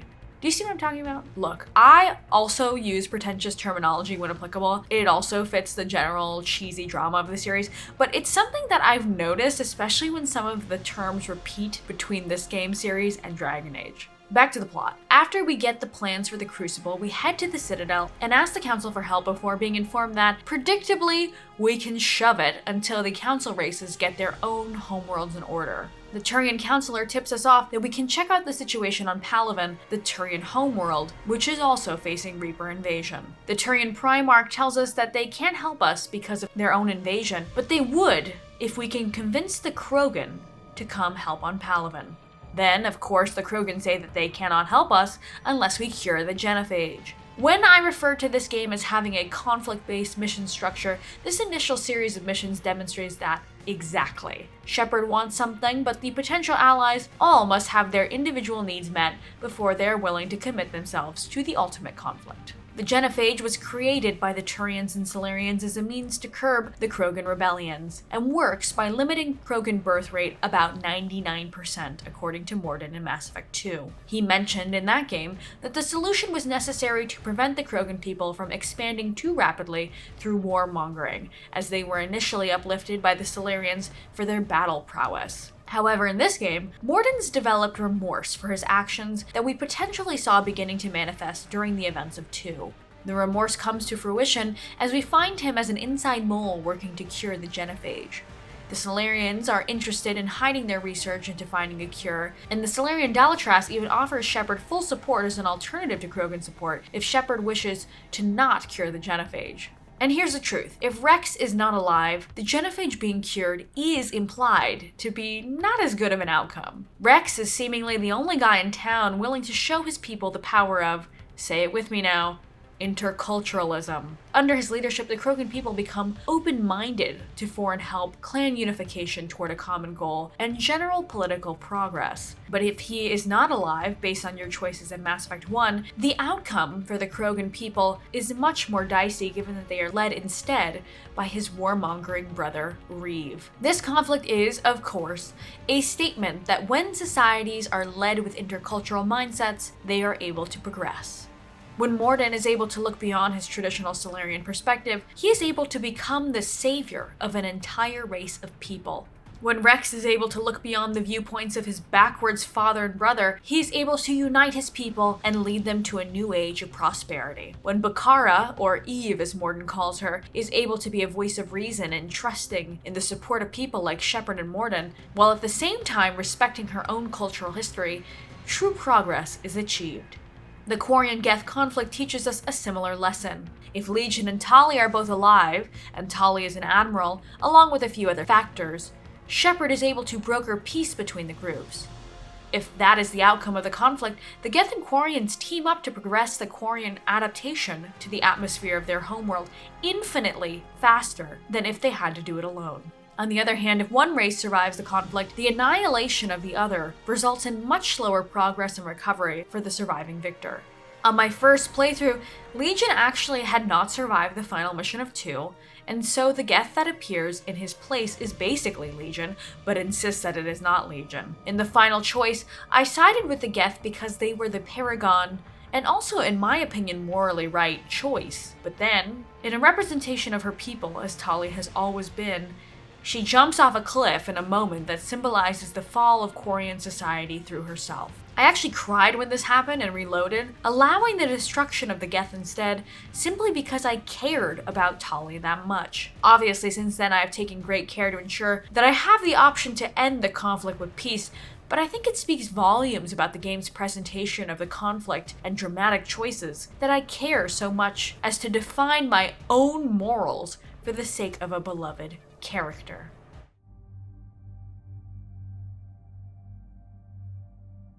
Speaking of beloved characters, let's talk about how the squad members' personal growth throughout the series supports the thesis of the game. I want to start with our surviving human companion from Mass Effect 1 and their role in this game. But more specifically, I want to talk about Ashley because her growth is far more interesting. Sorry, Kaden, but you don't really learn much. You started not racist, so the Spectre promotion is just kind of like, okay. Ashley, however, begins as the anti-alien, xenophobic perspective. If she is kept alive, she serves as a success story because she learns over the course of the series that being racist is bad. A basic lesson, I know, but you'd be surprised how many still need to learn it. Regardless, her promotion to Spectre status in the third game becomes a symbolic metric to mark her growth. She's able to receive this immense honor because she defied her initial hesitance to learn from and trust her alien comrades. She comes from a line of military flops who fought against aliens, not with them. Her initial hesitance to trust is logical, but when we get to meet her again in Mass Effect 3,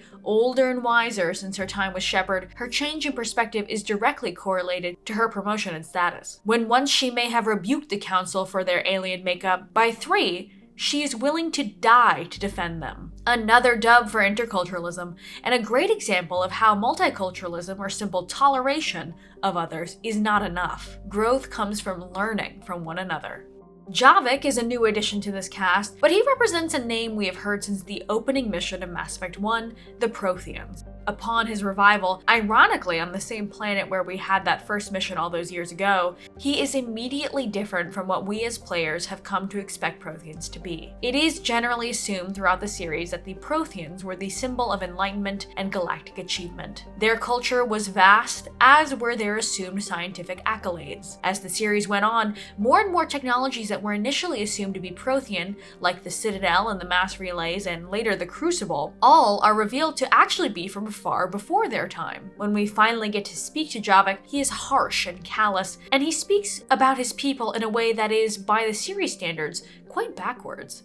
The Protheans were not actually the enlightened, progressive, unified society that came before, but instead a conquering and Roman-like empire. They forced assimilation into their empire, empowering one single galactic force. And this forced unity would be their undoing. The thesis of interculturalism appears again through Javik in how his people failed to realize it. They did not respect all cultures to learn and grow from them upon contact. Instead, they uplifted and warred with others until they became part of the whole. By losing those unique perspectives and considering their will superior, they could not grow to face the Reaper threat. Interestingly, after we learn about how not enlightened the Prothean people are through the Soldier of Vengeance Javik, we still learn that the Protheans were the gods that took other names to several races. The Hanars and Kindlers are the Protheans, as well as the Asari goddess Athame. Liara is abrasive to Javik for many reasons initially, as she had previously dedicated her life to studying people who were now revealed to be assholes, but she is especially hesitant to accept the obvious resemblance to the Protheans pointed out by Javik in the Temple of Athame.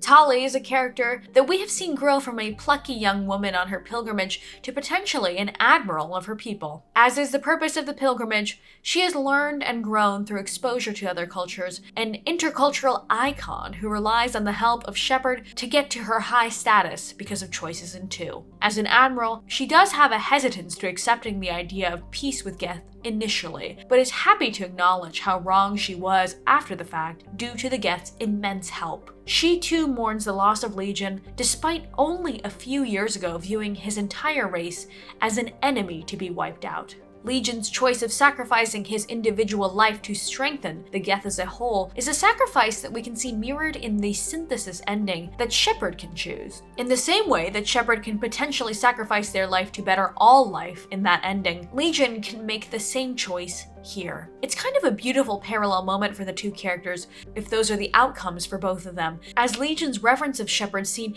even in how he wears a piece of their armor can come to a final, meaningful conclusion. Legion ends up as Shepard himself, making the ultimate choice that his death will be worth the evolution of his people.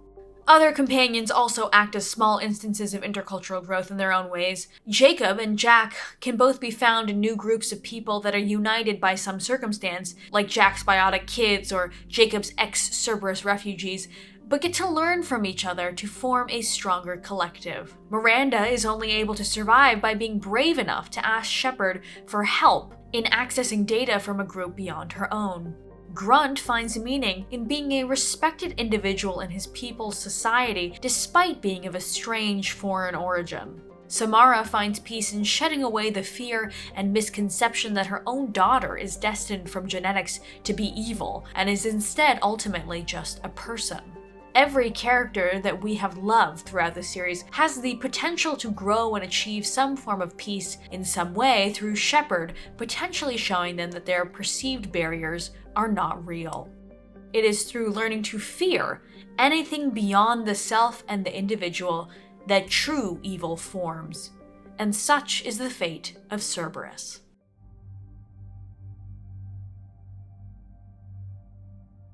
Despite the Reaper threat being the catalyst for the events of the series, Cerberus acts as the main villainous organization in this game. Where once Shepard was forced to work with the pro-human terrorist group, in this game early on it is revealed that Cerberus has taken steps too far into indoctrination. Cerberus, to be fair, has always taken steps too far, with their experiments resulting in abuse of children and innocent autists. But at least in 2, there was an attempt by the Elusive Man to make Cerberus's more egregious sins seem like rogue sects who went too far. But in 3, from the jump, they are presented as extremists who are only interested in preserving humanity, even warring with Shepard, who was once their great symbol of human hope. They represent something even more heinous than the stagnation of multiculturalism, the perils of individualism.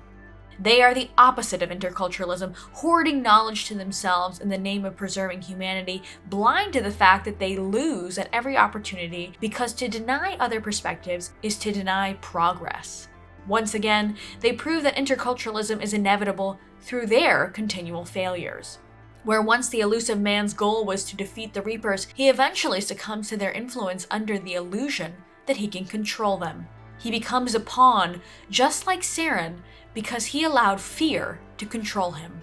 Kai Lang is basically the most corny addition to this series imaginable and is generally a nuisance. But he also acts as a demonstration that blind obedience makes one not only less effective, but also less interesting. He was essentially created by Cerberus, like Shepard, but is not able to defeat Shepard because he is just kind of a bastardized tool for the Elusive Man.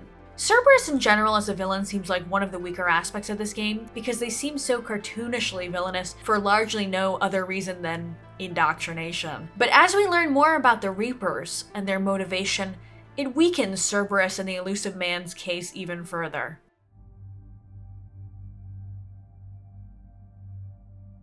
At the end of Mass Effect 2, we learn that the Reapers actually do their cyclical harvest as a means of reproduction, an inherent act to life. In 3, we learn that the Reapers were created by Leviathan in their image to solve the problem of synthetic creations always eventually rebelling against organics and wiping them out. By the end of 3, it is up to Shepard, as a representation of the Reaper solution failing, to decide the outcome of the Reapers, but in order to make this final choice, the Reaper Collective finally explains itself a little more. The Reapers reproduce through harvesting the genetic material of millions of individuals from an advanced race, as we saw in the Collector base from the end of 2. But in 3, this is elaborated to be the solution to the inevitable synthetic-organic conflict problem, forced assimilation of the organics into a synthetic hybrid in the form of a Reaper so that their genetics can live on forever. In essence, the Reaper harvesting process is framed as the inevitable evolution of organic life because when contained into one Reaper as a single representation of the collective, that single Reaper preserves the life forever, while also saving it from destruction. Each Reaper is like an immortal time capsule of the race that was distilled into it, each cycle's harvest adding to the ever-growing Reaper collective. They are an extreme embodiment of what a machine might view as interculturalism. They force organics into an immortal and equal Reaper society, free from conflict and contributing to a great whole through learning from each new edition. But their solution fails to account for the fact that interculturalism can only work when all parties actually want to engage in it. Yes, the individuals do end up with mutually beneficial growth in some ways by ending up part of an evolving and equal consensus, but the way that the Reapers achieve this goal is the same error that the Protheans made. You cannot force evolution. The appeal of organic life is that we grow and make mistakes and learn from those mistakes, and will hopefully, over time with pride, be able to understand that our growth had meaning through our failures. But by taking away the individual opportunity to come to the realization ourselves, the harvesting that the Reapers engage in, that they view as being inevitable and helpful to organics, like they're saving us, takes away organic freedom to meaningfully grow. It's like a parent taking away a knife from a child, knowing obviously that they could hurt themselves, but never explaining to the child how the knife is dangerous. It's just going to make the child want to play with more knives. Though by the end of 3, Shepard is left with the choice on how to deal with the Reapers, as their consensus admits that their solution is no longer the best one. So they basically don't know what to do with themselves. The reason why their solution is obviously not working is that for seemingly the first time in galactic history, Shepard has used the powers of interculturalism to unite a force large enough to finally beat the Reapers. Shepard can potentially demonstrate that synthetics and organics can, in fact, coexist, and that mutual destruction is not the inevitability that the Reapers once believed. So now, what to do with them?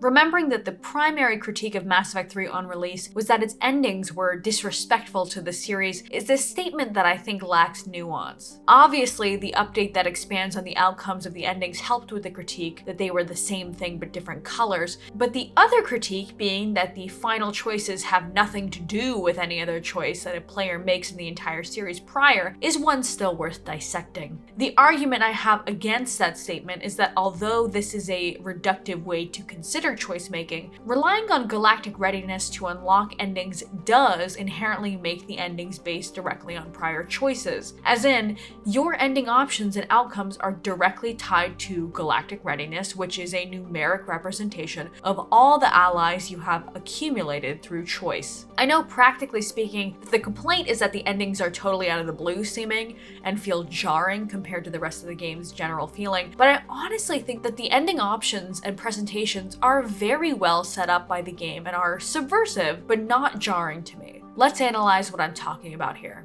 There are 4 ending choices in Mass Effect 3, but some of the endings have different versions of outcomes depending on readiness. The first choice available, as in the one that will always be there regardless of readiness to some degree, is the destroy option. This option is what it sounds like. Literally kill the Reapers and all sentient synthetics.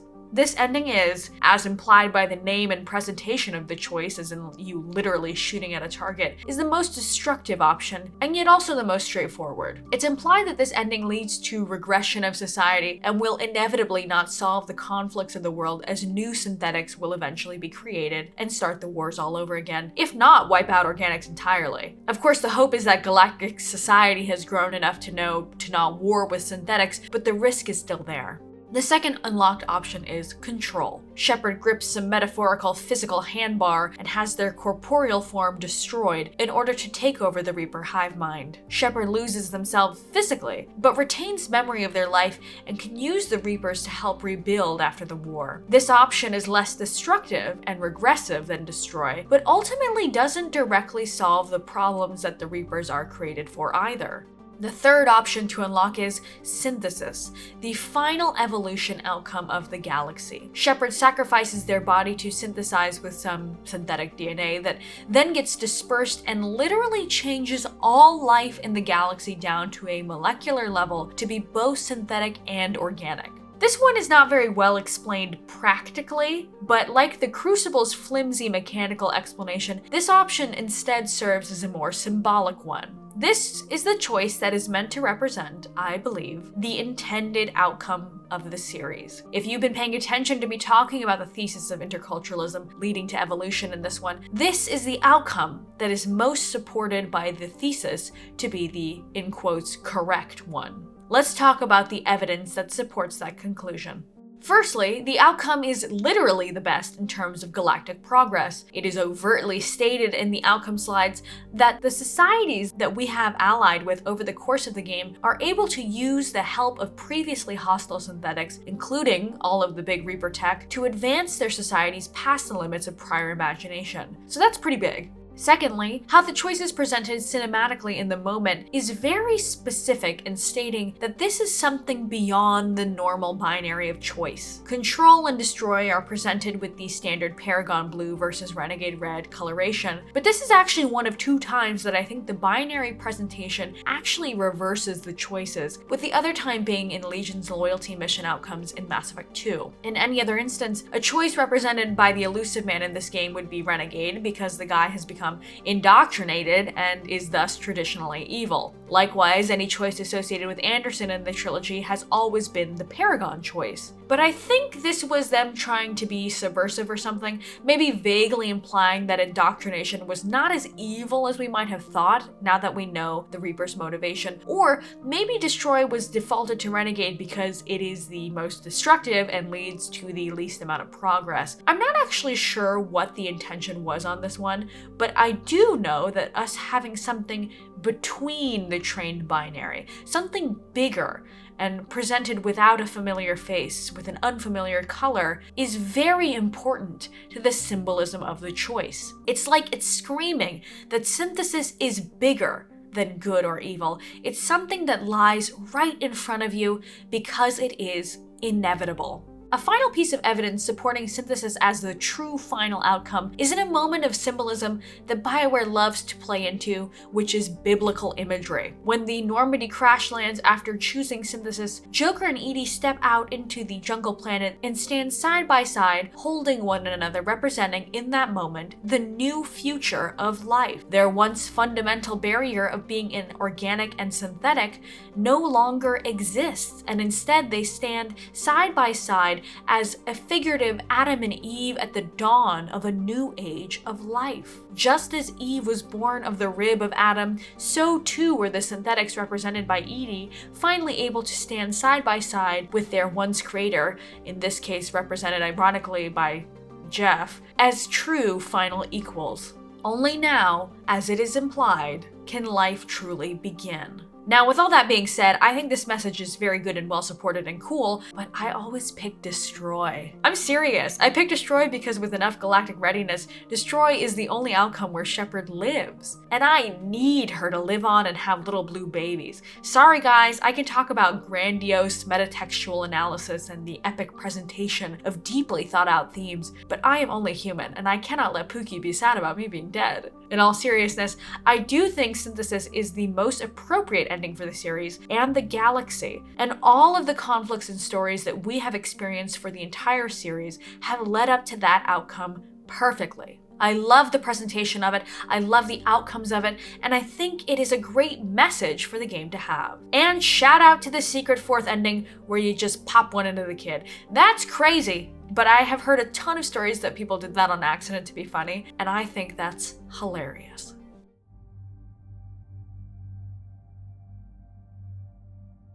There are 3 DLC in this game, and they range from fine to the greatest of all time. Let's start with the fine one, Omega. Cerberus has taken over Omega, so we have to return to it and take it back for Arya T'Loak. This one is just kind of a standard shooting gallery with a classic action movie villain, and our first look at a female Turian. To me, it's nothing particularly groundbreaking, but I can see how you would like this if you particularly like Omega or Arya. Leviathan is a DLC that feels like a bit of a crime because it reveals what feels like pretty essential origin information about the Reapers. You help some scientists locate the creator of the Reapers, the Leviathan, and learn about why they came to be and how they got their indoctrination powers. It's kind of drawn out to me, but the presentation of going into the depths of the ocean to see that awesome, organic Reaper-looking Leviathan is an amazing moment. Well, now with those 2 out of the way, let's talk about the greatest DLC I have ever played in any game ever, by a lot. And I'm not joking, Citadel. Let me start off by saying that I totally get why this was DLC and not included. It's a massive tonal shift for the series, so for that reason, some people might have found it totally jarring or even cringe. So if they are, insane or sociopaths, they might have wanted to avoid it. But for those who appreciate the goofier aspects of the series, holy shit, guys, this is one of the most concentrated love bombs this series has ever seen. It's kind of like enabling Wild Wasteland in New Vegas, but times times 1,000. Shepard and the squad take some shore leave to get themselves and the Normandy some necessary TLC. Shepard takes over Anderson's swanky apartment before some shenanigans immediately begin. This is a constant joke fest with the besties, filled to the brim with references and silliness and just pure fun. Even the conflict with the evil Shepard, a classic and highly corny action movie trope, is so funny. Of course, what defines Shepard as we know them is friendship. Aww. The main appeal is that you literally hang out with and throw a party for your friend. All of the companions that are still kicking get some time in the spotlight here, and of course, there are ample nods to your romance as well. The whole DLC just feels like a warm hug from BioWare to their own games and to the community. When I said earlier that I disagreed somewhat with the new philosophy that Veilguard takes about not having DLC, this is what I'm talking about. I feel like having a DLC like this one, just a bunch of time to hang out with the friends you've made along the way, would do that game wonders. Though, to be fair, I think that what makes this DLC so successful is that it feels so earned. We've been fighting in the most dire and devastating war in human history, facing constant losses and sadness the entire time. And yet, in this brief time, we can all take a moment to just be happy with one another before the end of it all. That's the kind of beauty that defines humanity and what we're fighting for in this whole game. And Tali getting shit-faced regardless of the tone of the party is just so funny. It's all just good times.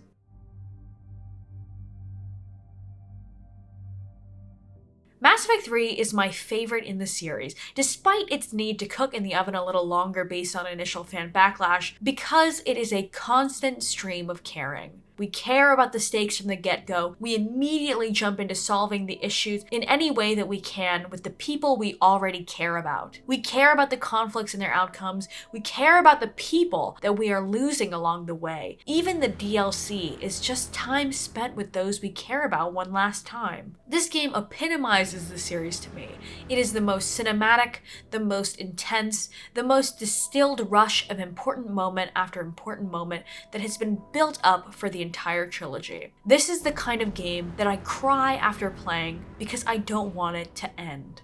The thesis of this game is the thesis of the series, and regardless of whether or not Shepard can make every outcome the best, the fact still remains that this game wants players to take away its lesson. Divisions are made up and born of fear. Individualism is regressive. The only way we as a global real world or imaginary galactic society can evolve and better the lives of the collective is to respect and learn from one another. That is so important. It was important a decade ago when this came out, and it's still more important than ever. I must admit, I have fear in my heart hearing that the series is getting another entry. To me, this is a trilogy that completes itself in this game perfectly. Andromeda was a game I played on release also almost a decade ago and found myself not really enjoying. I might give it another go to make a retrospective, but don't be surprised if I don't because I can't stomach it. But seeing in the few small snippets that have been released so far for 5 that it will be a more direct sequel to this game given the presence of Liara, whether that be immediate or in a few centuries, I am nervous. Given how little interest BioWare has shown in considering player choice in its most recent titles, I cannot, as a game designer myself, imagine how they hope to continue the story of this galaxy while respecting the state that the players have left it in. But I can't speculate too much given that we know basically nothing about it yet, so I suppose my statement is that I hope that they consider what made this original trilogy so great. Payoff of investment. Investment into the characters, the universe, the conflicts, and into Shepard. I pray that they do not use faces like Liara's to lure us into a version of the galaxy that is the same regardless of our choices in this one, like how they did in Veilguard, but only time will tell. Thank you so much for watching. This one took a lot of work, but it's worth it for a game that had such an impact on me as a person. I work in games now largely because this game series convinced me that games could be art, that games are a medium that can send real messages and cause real emotions. The original Mass Effect trilogy was considered one of the greatest triumphs in video game storytelling that has ever been made. So when BioWare announced that they would be working on a spin-off continuation of the franchise, expectations were certainly always going to be high. When Andromeda finally released in 2017, it quickly became an internet laughingstock due to bad facial animations, uncharacteristically cringe dialogue, almost constant glitches, and a myriad of other issues. I think this Metacritic review summary encapsulates the majority opinion of the time though. It isn't bad so much as it is disappointing. For this video, I've replayed the game for the first time since release, not remembering much about it, and was surprised that there is a lot of good in this game, but it is drowned by a heavy ocean of expectation. Was there ever a world where BioWare could really have made a successor to the Mass Effect series that would live up to the name? And is this game as bad today, nearly a decade later, and after 2 more critical bombs from the studio? Could a modern player pick this up today, not knowing a thing about the release controversy, and find it worth playing? We will discuss all of this and more in this final piece of my Mass Effect retrospective series. There will be ample spoilers throughout this video, so if you are watching this in hopes of deciding whether or not to give this game a go for the first time, be warned. Though, I will make this statement right off the top. I can't imagine why somebody would play this game without previously playing the original trilogy, but I imagine that player would like Andromeda a lot more than longtime fans. If a random person stumbled upon this game today having no experience with Mass Effect, they may find it revolutionary in the same way a person who has never played a Dragon Age game before Veilguard, and I know people who have done this, would like that game a lot. Ignorance is bliss, and without the preconceived expectations of the previous entries, Andromeda may have been much better received. But this is a holistic, contextual retrospective, so as a longtime fan of the series who played the game on release, I must evaluate this game in the world that it is in, not in a vacuum. All this to say, it is to Andromeda's unfair detriment that it holds the name Mass Effect. And to those that name means nothing to, honestly, this could be a great game for you. It tried to humanize and brighten the Mass Effect setting, but in doing so, loses a lot of what made its predecessors so great. For those of us who bear the burden of a great love for those that came before it, it is hard to call this game anything but a disappointment. Let's define why. In order to give this game a fair evaluation as a standalone product for the rest of this video, let's get this part out of the way because it does affect the version of the game that we experience today. Like Mass Effect 3, the backlash of the initial release was so powerful that BioWare was forced to go in and make adjustments in subsequent patches. But unlike Mass Effect 3, and more importantly, this game would begin a trend of being such a touchy subject that BioWare would abandon it beyond those few required patches dead in the water despite the game being primed for follow-up DLC content. Content that really was sorely needed. Veilguard would suffer the same fate many years later, but the trend began here. But why the backlash? In order to understand why fans were so mad, we need to understand what they were expecting. In many ways, this game is a reimagining of Mass Effect 1. It too bears the burden of beginning a new Mass Effect story. What made Mass Effect 1 so good as a origin point for the series was its ability to establish so much of the entire universe so effectively. In just the 10 to 20 hours of that game, we learn about the history of the galaxy as it is defined in 2183. Humans are a newcomer to the Galactic Council-controlled government, and we have the pleasure of being able to get to know the Asari, the Turians, the Solarians, the Quarians, the Elcor, the Hanar, the Volus, even the Geth, and the Protheans as we fight to learn more about the Reaper threat. In that game too, we're able to explore planets on the ground in the Mako, learning about the worlds through speaking with our diverse squad. And even though we don't fully understand why the elusive Reaper threat is happening yet, by the end of that game we know that they are coming, and they are powerful enough to wipe out entire civilizations that are far more advanced than ours. And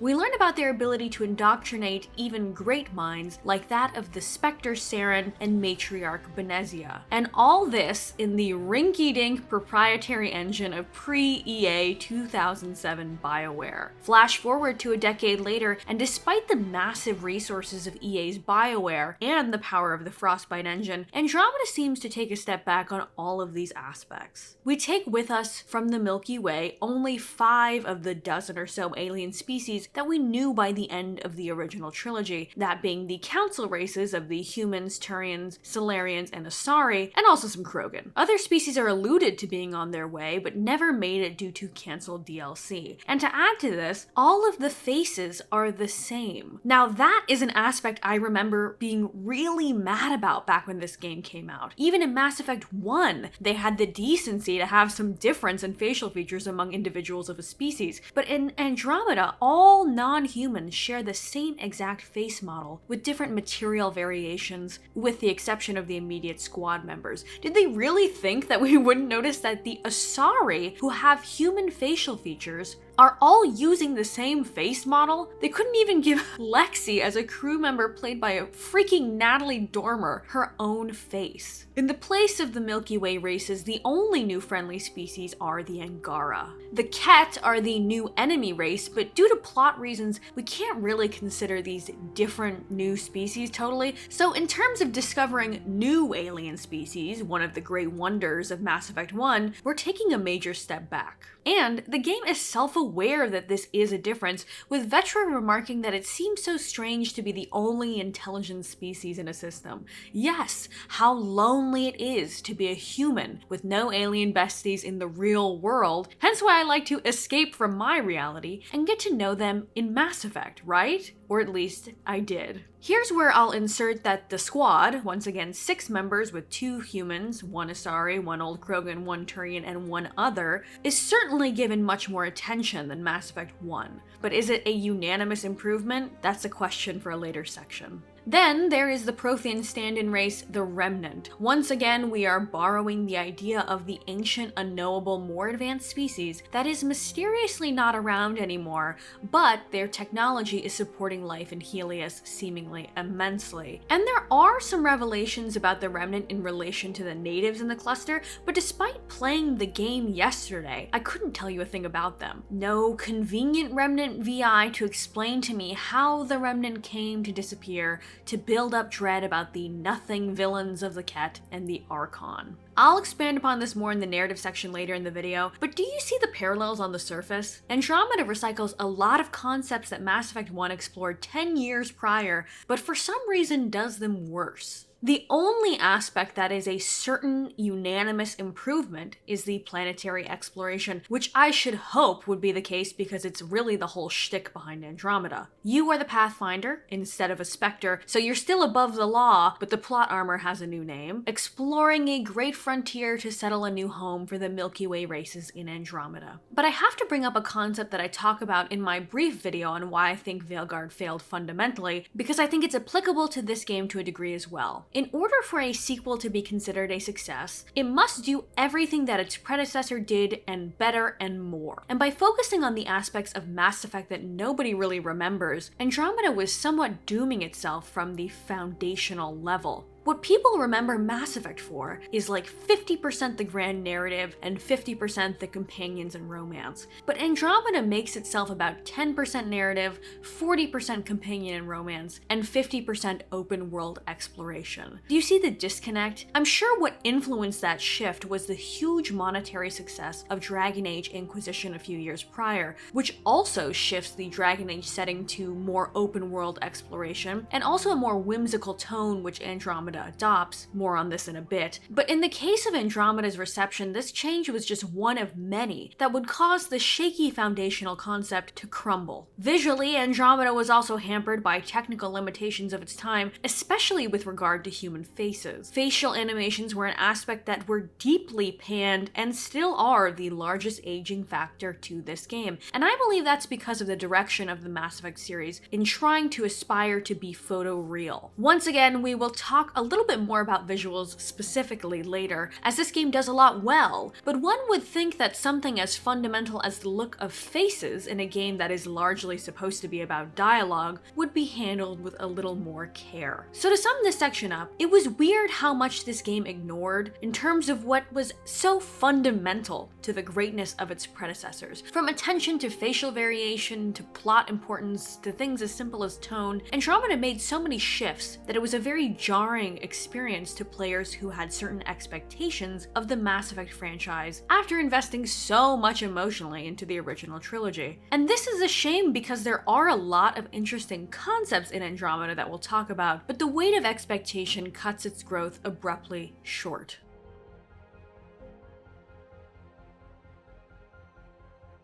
Speaking of that tonal shift, let's dive into the key change that makes Andromeda feel really different from the original trilogy to most players for the worse. As I said in my previous retrospectives, the protagonists of BioWare games play a huge part in setting and reflecting the tone of the games that they're in. For the tragic, dramatic, and cinematic setting of the original trilogy, Shepard acted as a classic stoic badass persona regardless of Paragon or Renegade affiliation. Conversely, for the hopeful and more whimsical nature of Andromeda, Ryder is a more uplifting and novice figure than the hardened N7 soldier Shepard. The game even kind of plays at this idea in the role of your father, who is a stoic and emotionally unavailable N7 soldier who was expected to lead the initiative as the Pathfinder, giving his life and symbolically passing on his helmet to you to finish what he started. And this change, I want to be clear, is not necessarily bad. It is an obvious symbolic shift away from the original series to differentiate Andromeda as its own story from the get-go. I find that in general, a lot of changes that make up Andromeda and its philosophy make a lot of sense on paper, but in their actual execution tend to stumble. This is also in the change from the Paragon Renegade system to the 4 tone options of emotional, logical, comical, and professional. In theory, these choices are far more human and realistic than the very dramatically contrasting options of the original. Paragon and Renegade, as a reminder, is not really good and evil, as Shepard must always be a hero. It's more like compassionate and trying to save every life possible versus pragmatic, the mission must come first,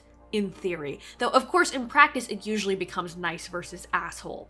So it is a reductive system that usually leads to players committing to one Shepard Sona for their entire game run, for point maxing reasons really, because committing to one had the best gameplay outcomes. But it was undeniably iconic. Paragon Shepards are very distinct in how they play from Renegade counterparts. The drama of the system was its great strength. There was a lot of difference in outcomes between the 2 lines of play. Meanwhile, although the expanded options for Ryder's dialogue are rooted in realism and less pressure to conform to an archetype and instead encourage more freedom in responses, this comes at the cost of Ryder feeling like anything distinct. Instead of the mega hero or mega asshole variants of Shepard, we get one mega dork Ryder. And I played the game mostly following logical and professional, but those little moments like flirting can deliver some of the most cringe lines imaginable, and they are cringe because they are human. Shepard was so powerful because they were not written or acted very humanly. They were written as an aspirational fantasy 2000s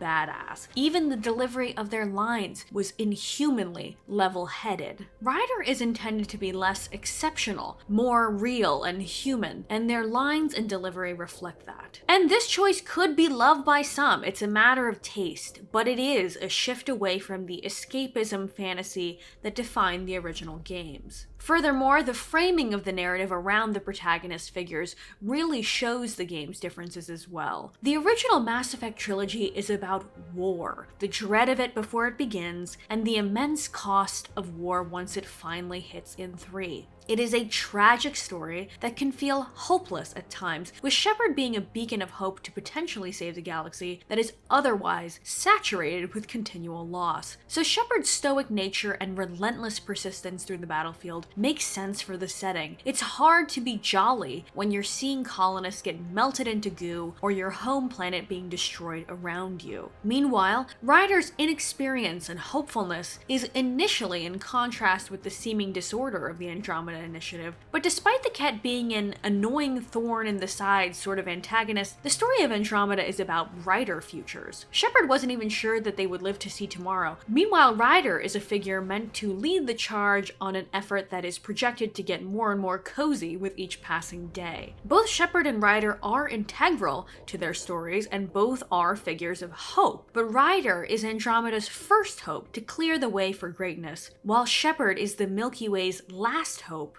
for survival.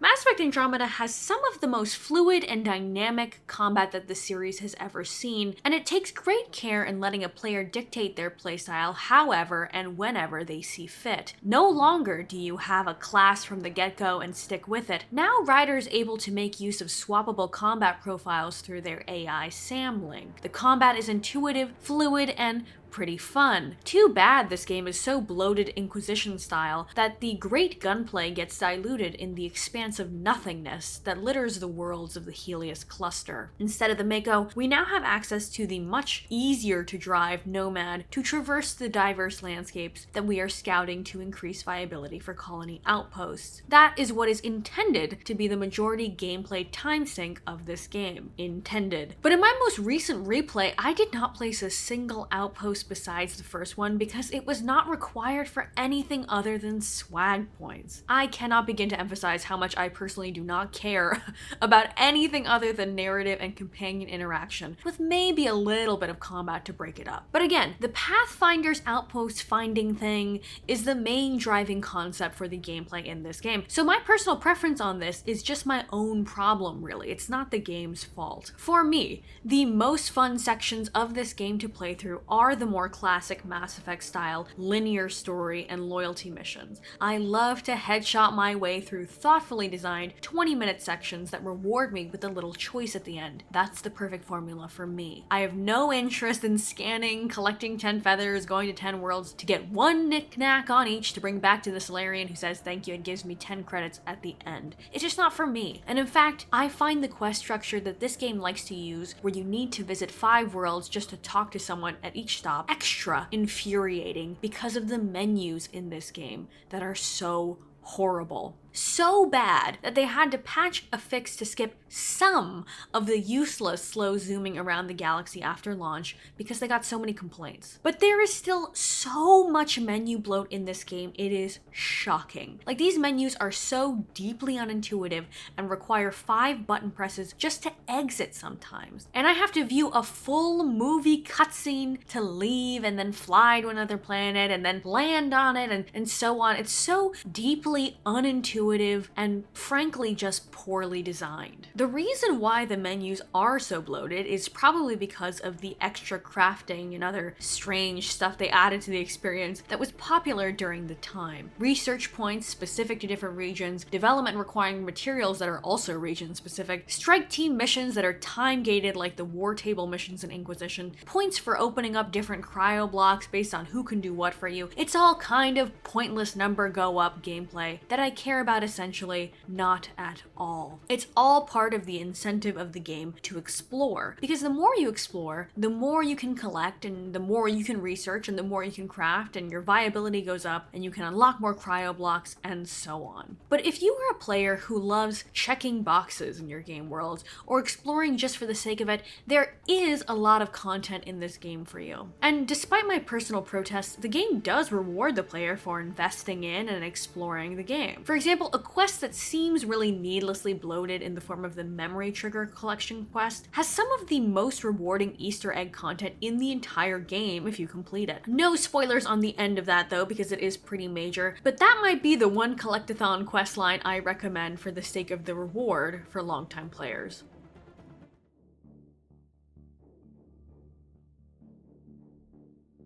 Visuals are an aspect of the game that was a major criticism during Andromeda's release. The facial animations and lifeless-looking eyes were an easy starting point for people who were interested in mocking the game because, if we're being honest, they're still mockable today. I played using the default Sarah Ryder face because, despite my best efforts to make something that looked better in the character creator, everything I made custom looked somehow worse. The faces in this game, and especially the female faces, look like if you sculpted a face with some butter that you warmed with your hands. Like, they look bad today and they look bad then. This is 2017 we're talking about. The Witcher 3 was out 2 years prior with much better looking faces. Heck, the faces in the original trilogy hold up better in many cases than the ones in this game. This is probably because the original trilogy tended to stylize or design aspects of the world a little more than Andromeda does, and I always say, realism will always age faster than stylization. Sarah Ryder's default face in particular was a point of heavy criticism from gamers at the time because, plainly put, they found her ugly. And I want to make it clear that she might not be the most objectively gorgeous woman in the real world, but I think her face is somehow one of the best looking they managed to make in the entire game. Yes, she ends up looking more human than like a space model, but that kind of reflects the spirit of the game, I think. I like looking at hotties as much as anyone else, but I'm not of the mindset to be offended at the look of a fuggo just because they exist. And Sarah isn't even ugly, she's just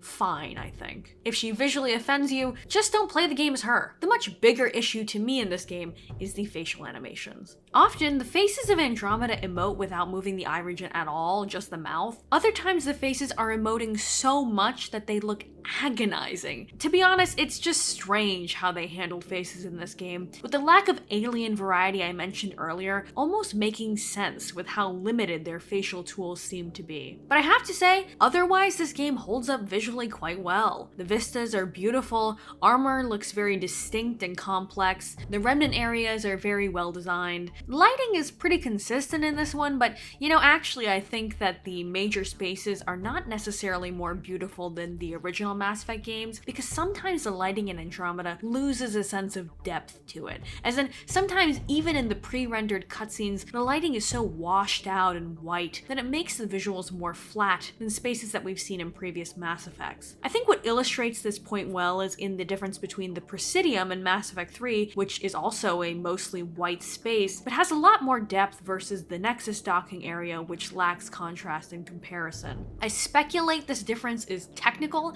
in how Frostbite at the time handled things like global illumination, but I'm not sure on the technical side because I don't work in Frostbite. But this is something that jumps out to me as a lighting artist in particular as a negative point for the Andromeda visuals. Other, more stylized lighting spaces, like in the Remnant Vaults, do look great still, but once again, that's because they have a more stylized approach. And besides the buttery human faces, our more curated alien companions have designs that hold up well. Jaw looks great and very cared for as a model and as a design, and Drac and PB do too. Things like props are actually the most Mass Effect feeling things to me in this entire game world. Little things like crates and decor feel straight from the Milky Way, and ground spaces like the Nexus as being from the same time and place as the previous games in a way other things don't. Like, the armor is nice, but it feels distinctly Andromeda style, if that makes sense. I do have to bring up that somehow hipster fashion did make its way into the designs of Andromeda, with some pieces of clothing specifically really aging this game as being from 2017. When I saw this as a potential outfit for Ryder, my jaw just about hit the floor. Overall, the game basically holds up, except for the faces that take up the majority of the focus of the game when you're in dialogue, but just turn off the obnoxious film grain and it'll be fine.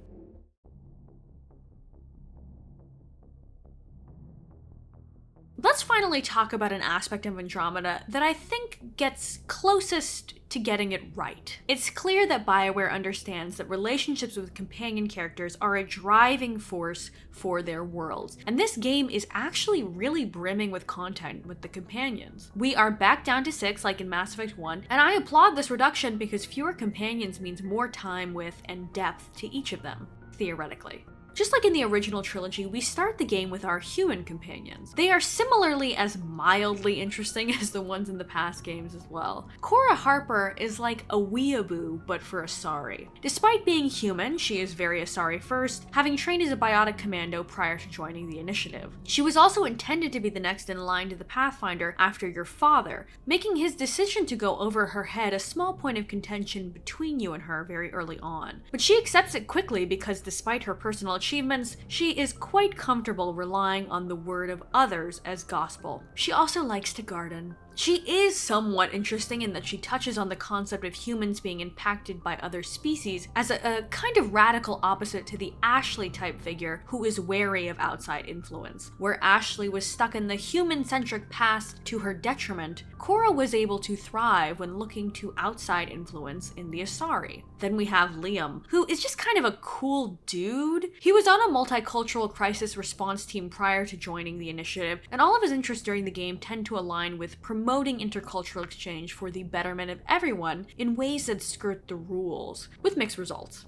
If we're being honest, I don't really know what lesson we're supposed to learn from Liam, or what kind of question his character asks. Like, Cora's lesson was that you shouldn't idolize people, even hot, mysterious blue people, because idol worship is a sin, I guess? I suppose Liam reflects the everyman spirit of those who support the initiative, like the idea of the betterment of all through intercultural exchange. So I guess that is the thesis of the previous games wrapped into one guy. Maybe that's why he had his couch shipped from a galaxy away, because he's so chill and also encapsulates the old world ideals. I don't know. He really likes walking around with no shirt on though. PB is quirky. She is our Asari representation on the crew, but also kind of a wild child. She's interested in doing what nobody else has done before, so she came to Andromeda to discover something new. She has a vested interest in remnant tech, and we recruit her amid her questing to open a remnant vault. Her loyalty mission, however, is about handling her toxic ex that is after her remnant discoveries, just kind of for the sake of messing with her. She's really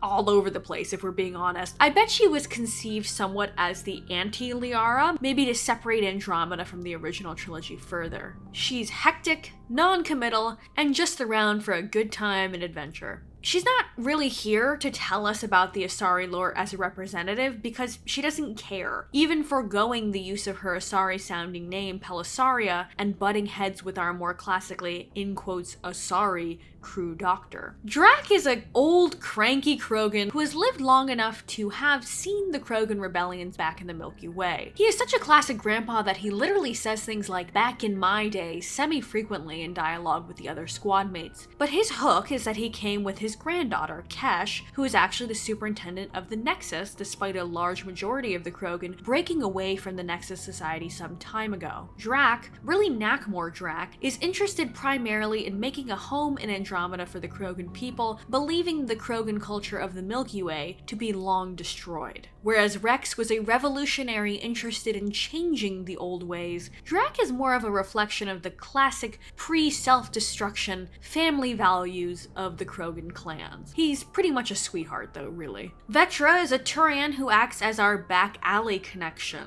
She's always vague about who she knows and how, but she can get any job done or anything that we might need. Just don't ask her any questions. Her main concern, however, is in her little sister Sid, who she brought along with her to Andromeda and who she basically raised. She's been careful to not bring Sid into the seedy world she thrives in, but of course the nature of raising a child in shadow is that they will be desperate to seek the light. Sid tries to use Vetra's name to have some missions of her own, but Vetra's loyalty mission involves saving Sid from her slip-up, while also showing Vetra that Sid is more capable than she gives her credit for. Vetra can be quite guarded and demure, but she also has a soft heart. Jal is our representation of the Angaran people, the new race introduced in this game. Because he is part of this new species, he's the only squad mate that really encapsulates the classic Mass Effect role of the squad mate, which is to represent his group as a whole. The Angaran people are emotional and open and free-feeling, and so too is Jal. He speaks poetically and honestly, and doesn't really get human joking quite yet. He's a tinkerer, inquisitive, and prior to his time with the Tempest, he was actually quite aimless, despite belonging to the Angaran Resistance faction. The Resistance is their major force against the Cat, who they have been fighting for over 80 years now. His loyalty mission involves rescuing some of his siblings, of which he has hundreds, as is typical of the it-takes-a-village approach to family that the Angaran like, from the Rokar. The Rokar are basically a xenophobic, as in anti-Milky Way alien faction of Angaran, that are interested in destroying Milky Way presence in the previously Angaran-only Helios cluster. Of course, in the end though, through his sheer big heart, Jal manages to basically dismantle the Rokar force, mic drop, take that, racism.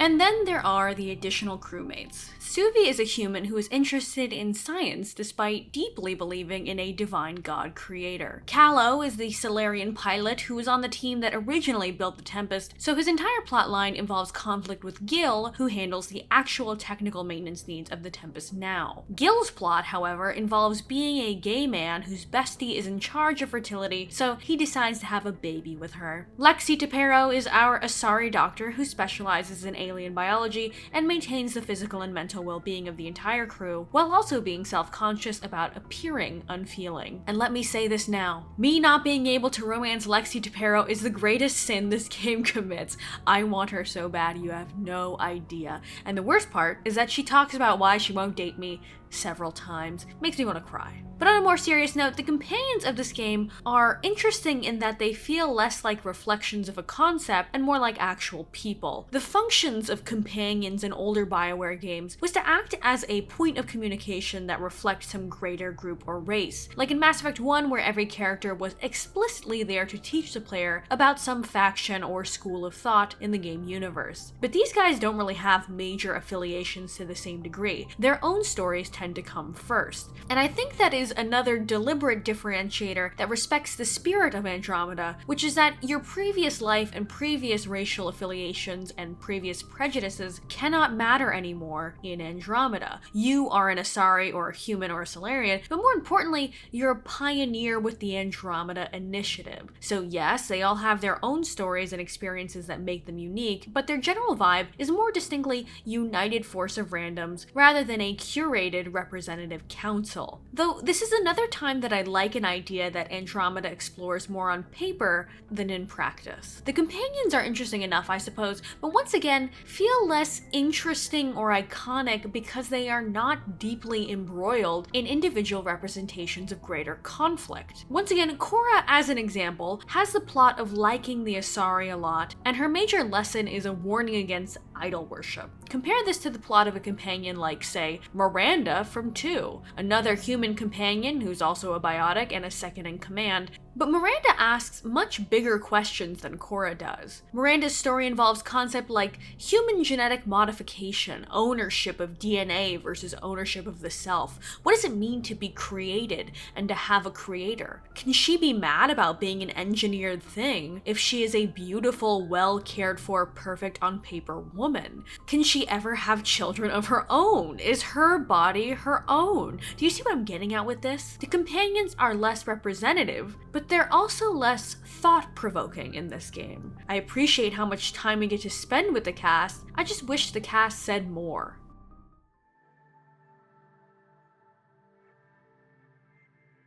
I may not be able to pursue Lexi Tapero, the true apple of my eye, but there is still actually a ton of romance content in this game. For reference, I am a woman who is pretty deeply lesbian, and given that I only played this game once on release and I romanced Jal, I went into this playthrough with an open mind and heart to see how my adult brain would feel about the romance options. I flirted pretty much with everyone that even had a slight chance with me, including Jal because why not, and was delighted to see how many options I had as a woman who was primarily interested in pursuing women. But I have to be honest, for my personal taste, choosing who to romance in this game was kind of hard in the end and not really in a good way. To be fair, I do have very particular taste when it comes to romances, but the ones in this game all had something just a little off for me. Like, they were not egregiously bad, just maybe not for me. I heavily considered Suvi because of her charming accent, but alas, I'm not really that interested in the whole religion thing. But more importantly, the face card is just not it for me, and the lack of content,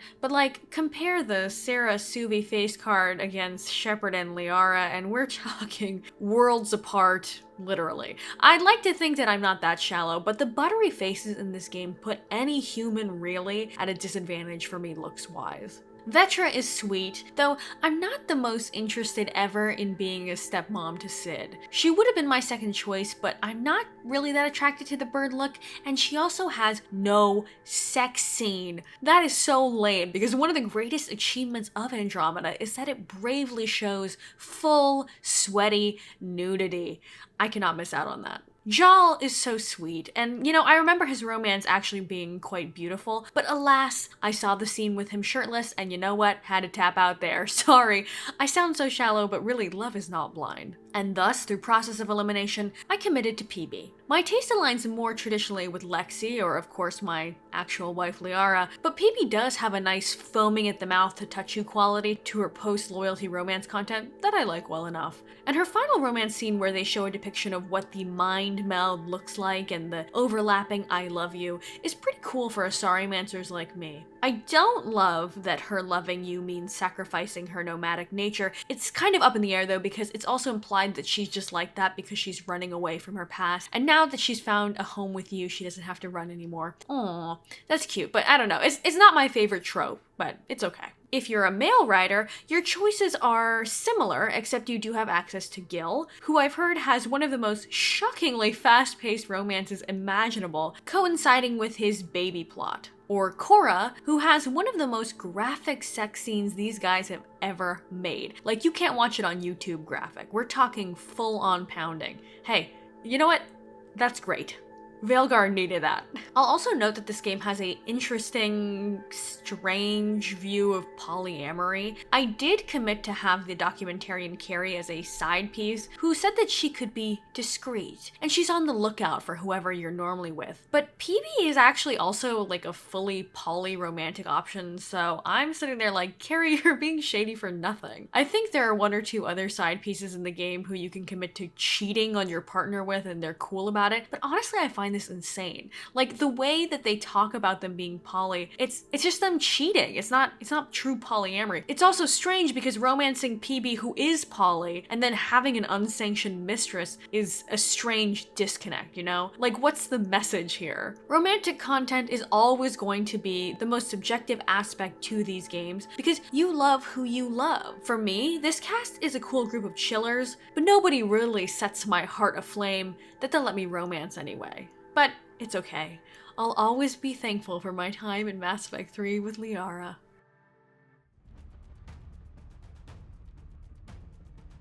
Narrative in this game compared to the previous entries is like comparing being hand-fed grapes while being massaged and serenaded to a wet fart. There are enough main plot missions where you actually engage with the antagonists that you can count them on one hand, and you begin the game with roughly the same amount of information on them that you end the game with. The Archon is a drop of water compared to the vast seas of complexity in figures like Saren or even the Elusive Man. He's much more akin to Corypheus from Dragon Age Inquisition, where they're both just kind of creepy weirdos who are doing evil for the sake of it. The Reapers were some of the most iconic and dreadful and imposing villains that I have ever encountered in any media. But in Andromeda's defense, that's because we had 3 games to slowly uncover their secrets. Andromeda seems like it's pussyfooting around some greater thing going on with the Ket and the Remnant, but it does little to inspire any of those great moments of fear and wonder that Mass Effect 1 was able to do with the Reapers. We begin with the simple premise of coming to Andromeda to explore it pioneer style, and this cowboy Wild West concept was something that BioWare leaned into heavily in pre-release marketing material. In practice, it feels Wild West basically, not even a little bit, but the sentiment is noted. And here is where I'll make a statement about how the game handles the previous world state choices. I forgive it. I am far more inclined to accept that there will be little to no reference to the previous Mass Effect games because the world of Andromeda establishes itself very logically to me. The arcs left before the Reaper threat was confirmed to be real to the masses. There were rumors about a crazy specter named shepherd claiming they were coming, but the Council was working hard to reject those claims, if you recall. Through the memories that we unlock, we come to find out that the secret benefactor in charge of funding the whole move to Andromeda was spooked by something and wanted everyone out ASAP. And of course, we know that it was the Reaper invasion, but nobody on the Arks has a clue. And once we arrive 600 years later and a galaxy away, it makes perfect sense that we would be a little out of range to hear about what the fate of the crew of the Normandy and the Milky Way ended up being. So all this to say, the game justifies itself very valiantly to not have to consider a single choice made in the prior games, and yet it still does attempt at every logical opportunity to make references to the people and places of the previous entries, which I appreciate. Compare this to the handling of the world state of Dragon Age: The Veilguard, which takes place in the same damn continent with the same damn characters just 10 years later, and it still doesn't care to reference the world state that directly involves those characters. And you know what? Comparatively, Andromeda is a breath of fresh air. So back to the actual plot. It's basically that these Ket weirdos have been fighting the nice Angara for a long time, and the Angara don't really know why, but it is revealed that the Ket are turning the Angara and other species like the Krogan into Ket as their form of reproduction. Converting other species that they view as lesser into new evil versions of themselves as reproduction. Where have we heard of that before? Meanwhile, the Archon is trying to hunt you down because you have been able to access and interface with these remnant vaults that are able to do incredible things like alter a planet's entire ecosystem. That's right, the Ket are not the remnant, and they want to control the remnant technology, but they can't. And they use the Angara to reproduce, but the Angara are later revealed to be a creation of the remnants. So where do the Ket come from? I don't know. Beats me. Anyway, the Archon manages to capture you and inject you with something, and from that he discerns that the reason you can interface with the remnant tech is because of Sam, the handy-dandy AI that you live in symbiosis with. So the Ket try to take over the Ark Hyperion, which is where Sam's main core lives, to try to take over Sam. But in doing so, it is revealed that actually you can interface with remnant technology without Sam for some reason. But it hurts more when you do it without Sam for some reason. Your twin, who has been recovering on the Hyperion while you've been out pathfinding, must save the day and your life by disrupting the Archon's plans and restoring your connection with Sam. And I gotta say, I'm actually a sucker for the whole twin is the one you didn't pick and is their own character gimmick. I actually think it's really neat. Maybe a little underutilized in this game, but neat. So then you team up with all the allies you've made along the way to save the day and stop the Hyperion from being destroyed as it's hijacked and brought to the remnant-made planet and center of all their tech, Meridian. Now this part to me was a little laughable because I, at this point, had done almost no side content besides companion quests, so I had no outposts besides Prodromos and very little in terms of tangible allies who were not my immediate besties. And I seem to face no penalty for this. I find that a little shocking because in other BioWare games that want to set up a grand finale, they tend to accentuate the need to acquire allies and invest in the world. But Andromeda's finale doesn't seem to care very much about that. It reflects how underbaked the whole main story is, in that it can be so disconnected from the actual game world that I have worked, or in my case, not worked, to build up. It's actually beneficial to me because I do not want to engage in the game setting that they worked so painstakingly on, but you would think that they would want to encourage a little more engagement like they do in every other game they've made. You have your final boss battle with the Archon, where he is using your twin Sam connection against you, so while you're doing the running around, you have to watch your twin suffer in the torture chair and battle the Archon's big tentacle. Now, this can't help but invoke to me the memory of the human Reaper fetus battle at the end of 2, and in doing so, once again cheapens this instance in comparison.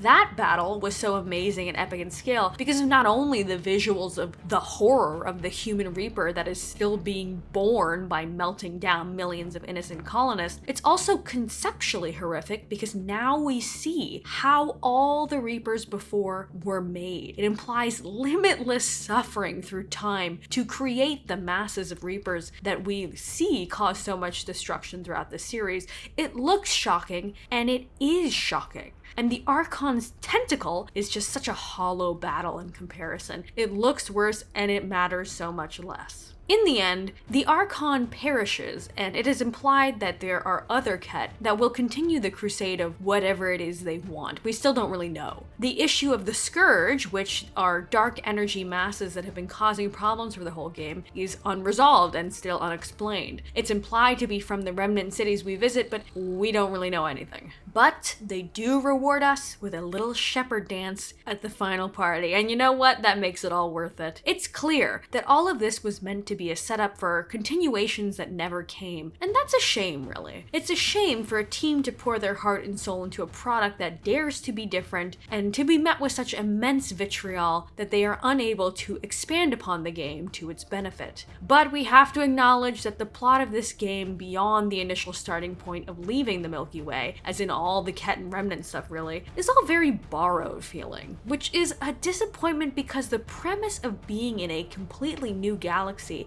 has limitless creative potential in the stories that could have been told. Instead, we end up with a narrative that has no clear point or thesis or obvious reasons why I should care beyond trying to make Andromeda more livable. It is probably the most disappointing aspect of Andromeda because it was one of the most engaging parts of the original trilogy.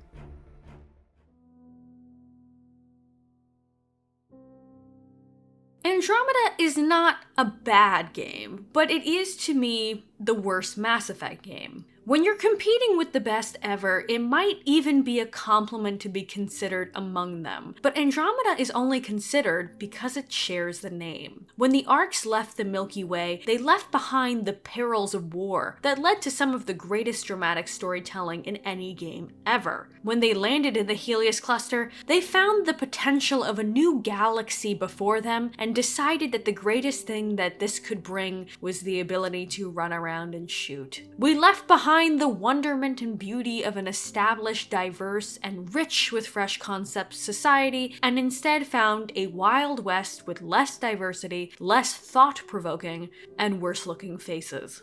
Andromeda does have a lot that it tries in order to shake up the Mass Effect formula, but it suffers because it is attempting to reinvent the wheel, the dialogue wheel. It is more human and real, but in pivoting this way, it loses the beautiful otherworldly fantasy that defines sci-fi and the original Mass Effects. It cares about delivering interesting worlds, but loses its interest in people and politics and theming. Mass Effect 3 dared to scream that the greatness and evolution of society demanded intercultural exchange. Andromeda accepts this concept as fact and then forgets to scream anything at all. If you're interested in just running around with your besties and flirting and fighting and exploring and seeing numbers go up, then there is a ton here for you. But if the core appeal of the name Mass Effect to you is in its drama and emotional depths of narrative and choice, I don't see you loving or even liking Andromeda. BioWare at this very moment has one last Mass Effect in them. Their entire Dragon Age team has been laid off, leaving behind only a small team dedicated to creating one last Mass Effect adventure.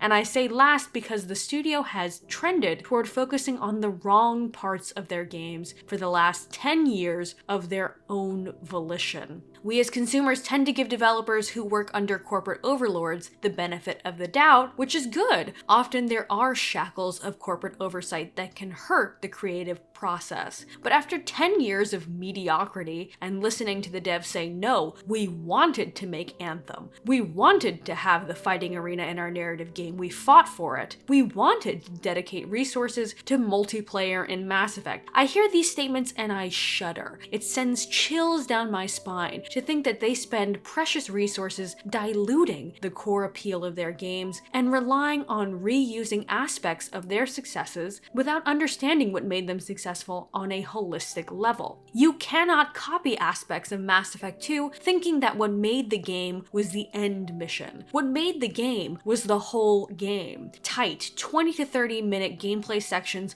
that padded an experience that was otherwise all about choice and dialogue and story and romance. romance. Not 15-minute dialogue breaks to hours of meaningless exploration. I have been asked what I would do if I was in charge of the studio by friends who hear me complain about this direction, and my answer is always that I want them to make just one step above visual novels. And really, that's what the original Mass Effects were: combat and exploration that breaks up the meat of the experience, not combat as the experience. I hope and I pray and I beg, but I do not expect that BioWare will listen to this plea. I know another Mass Effect is coming eventually, and I know that when it does, I will play it, but only time will tell if they will learn from their shortcomings from the last decade, starting with this game.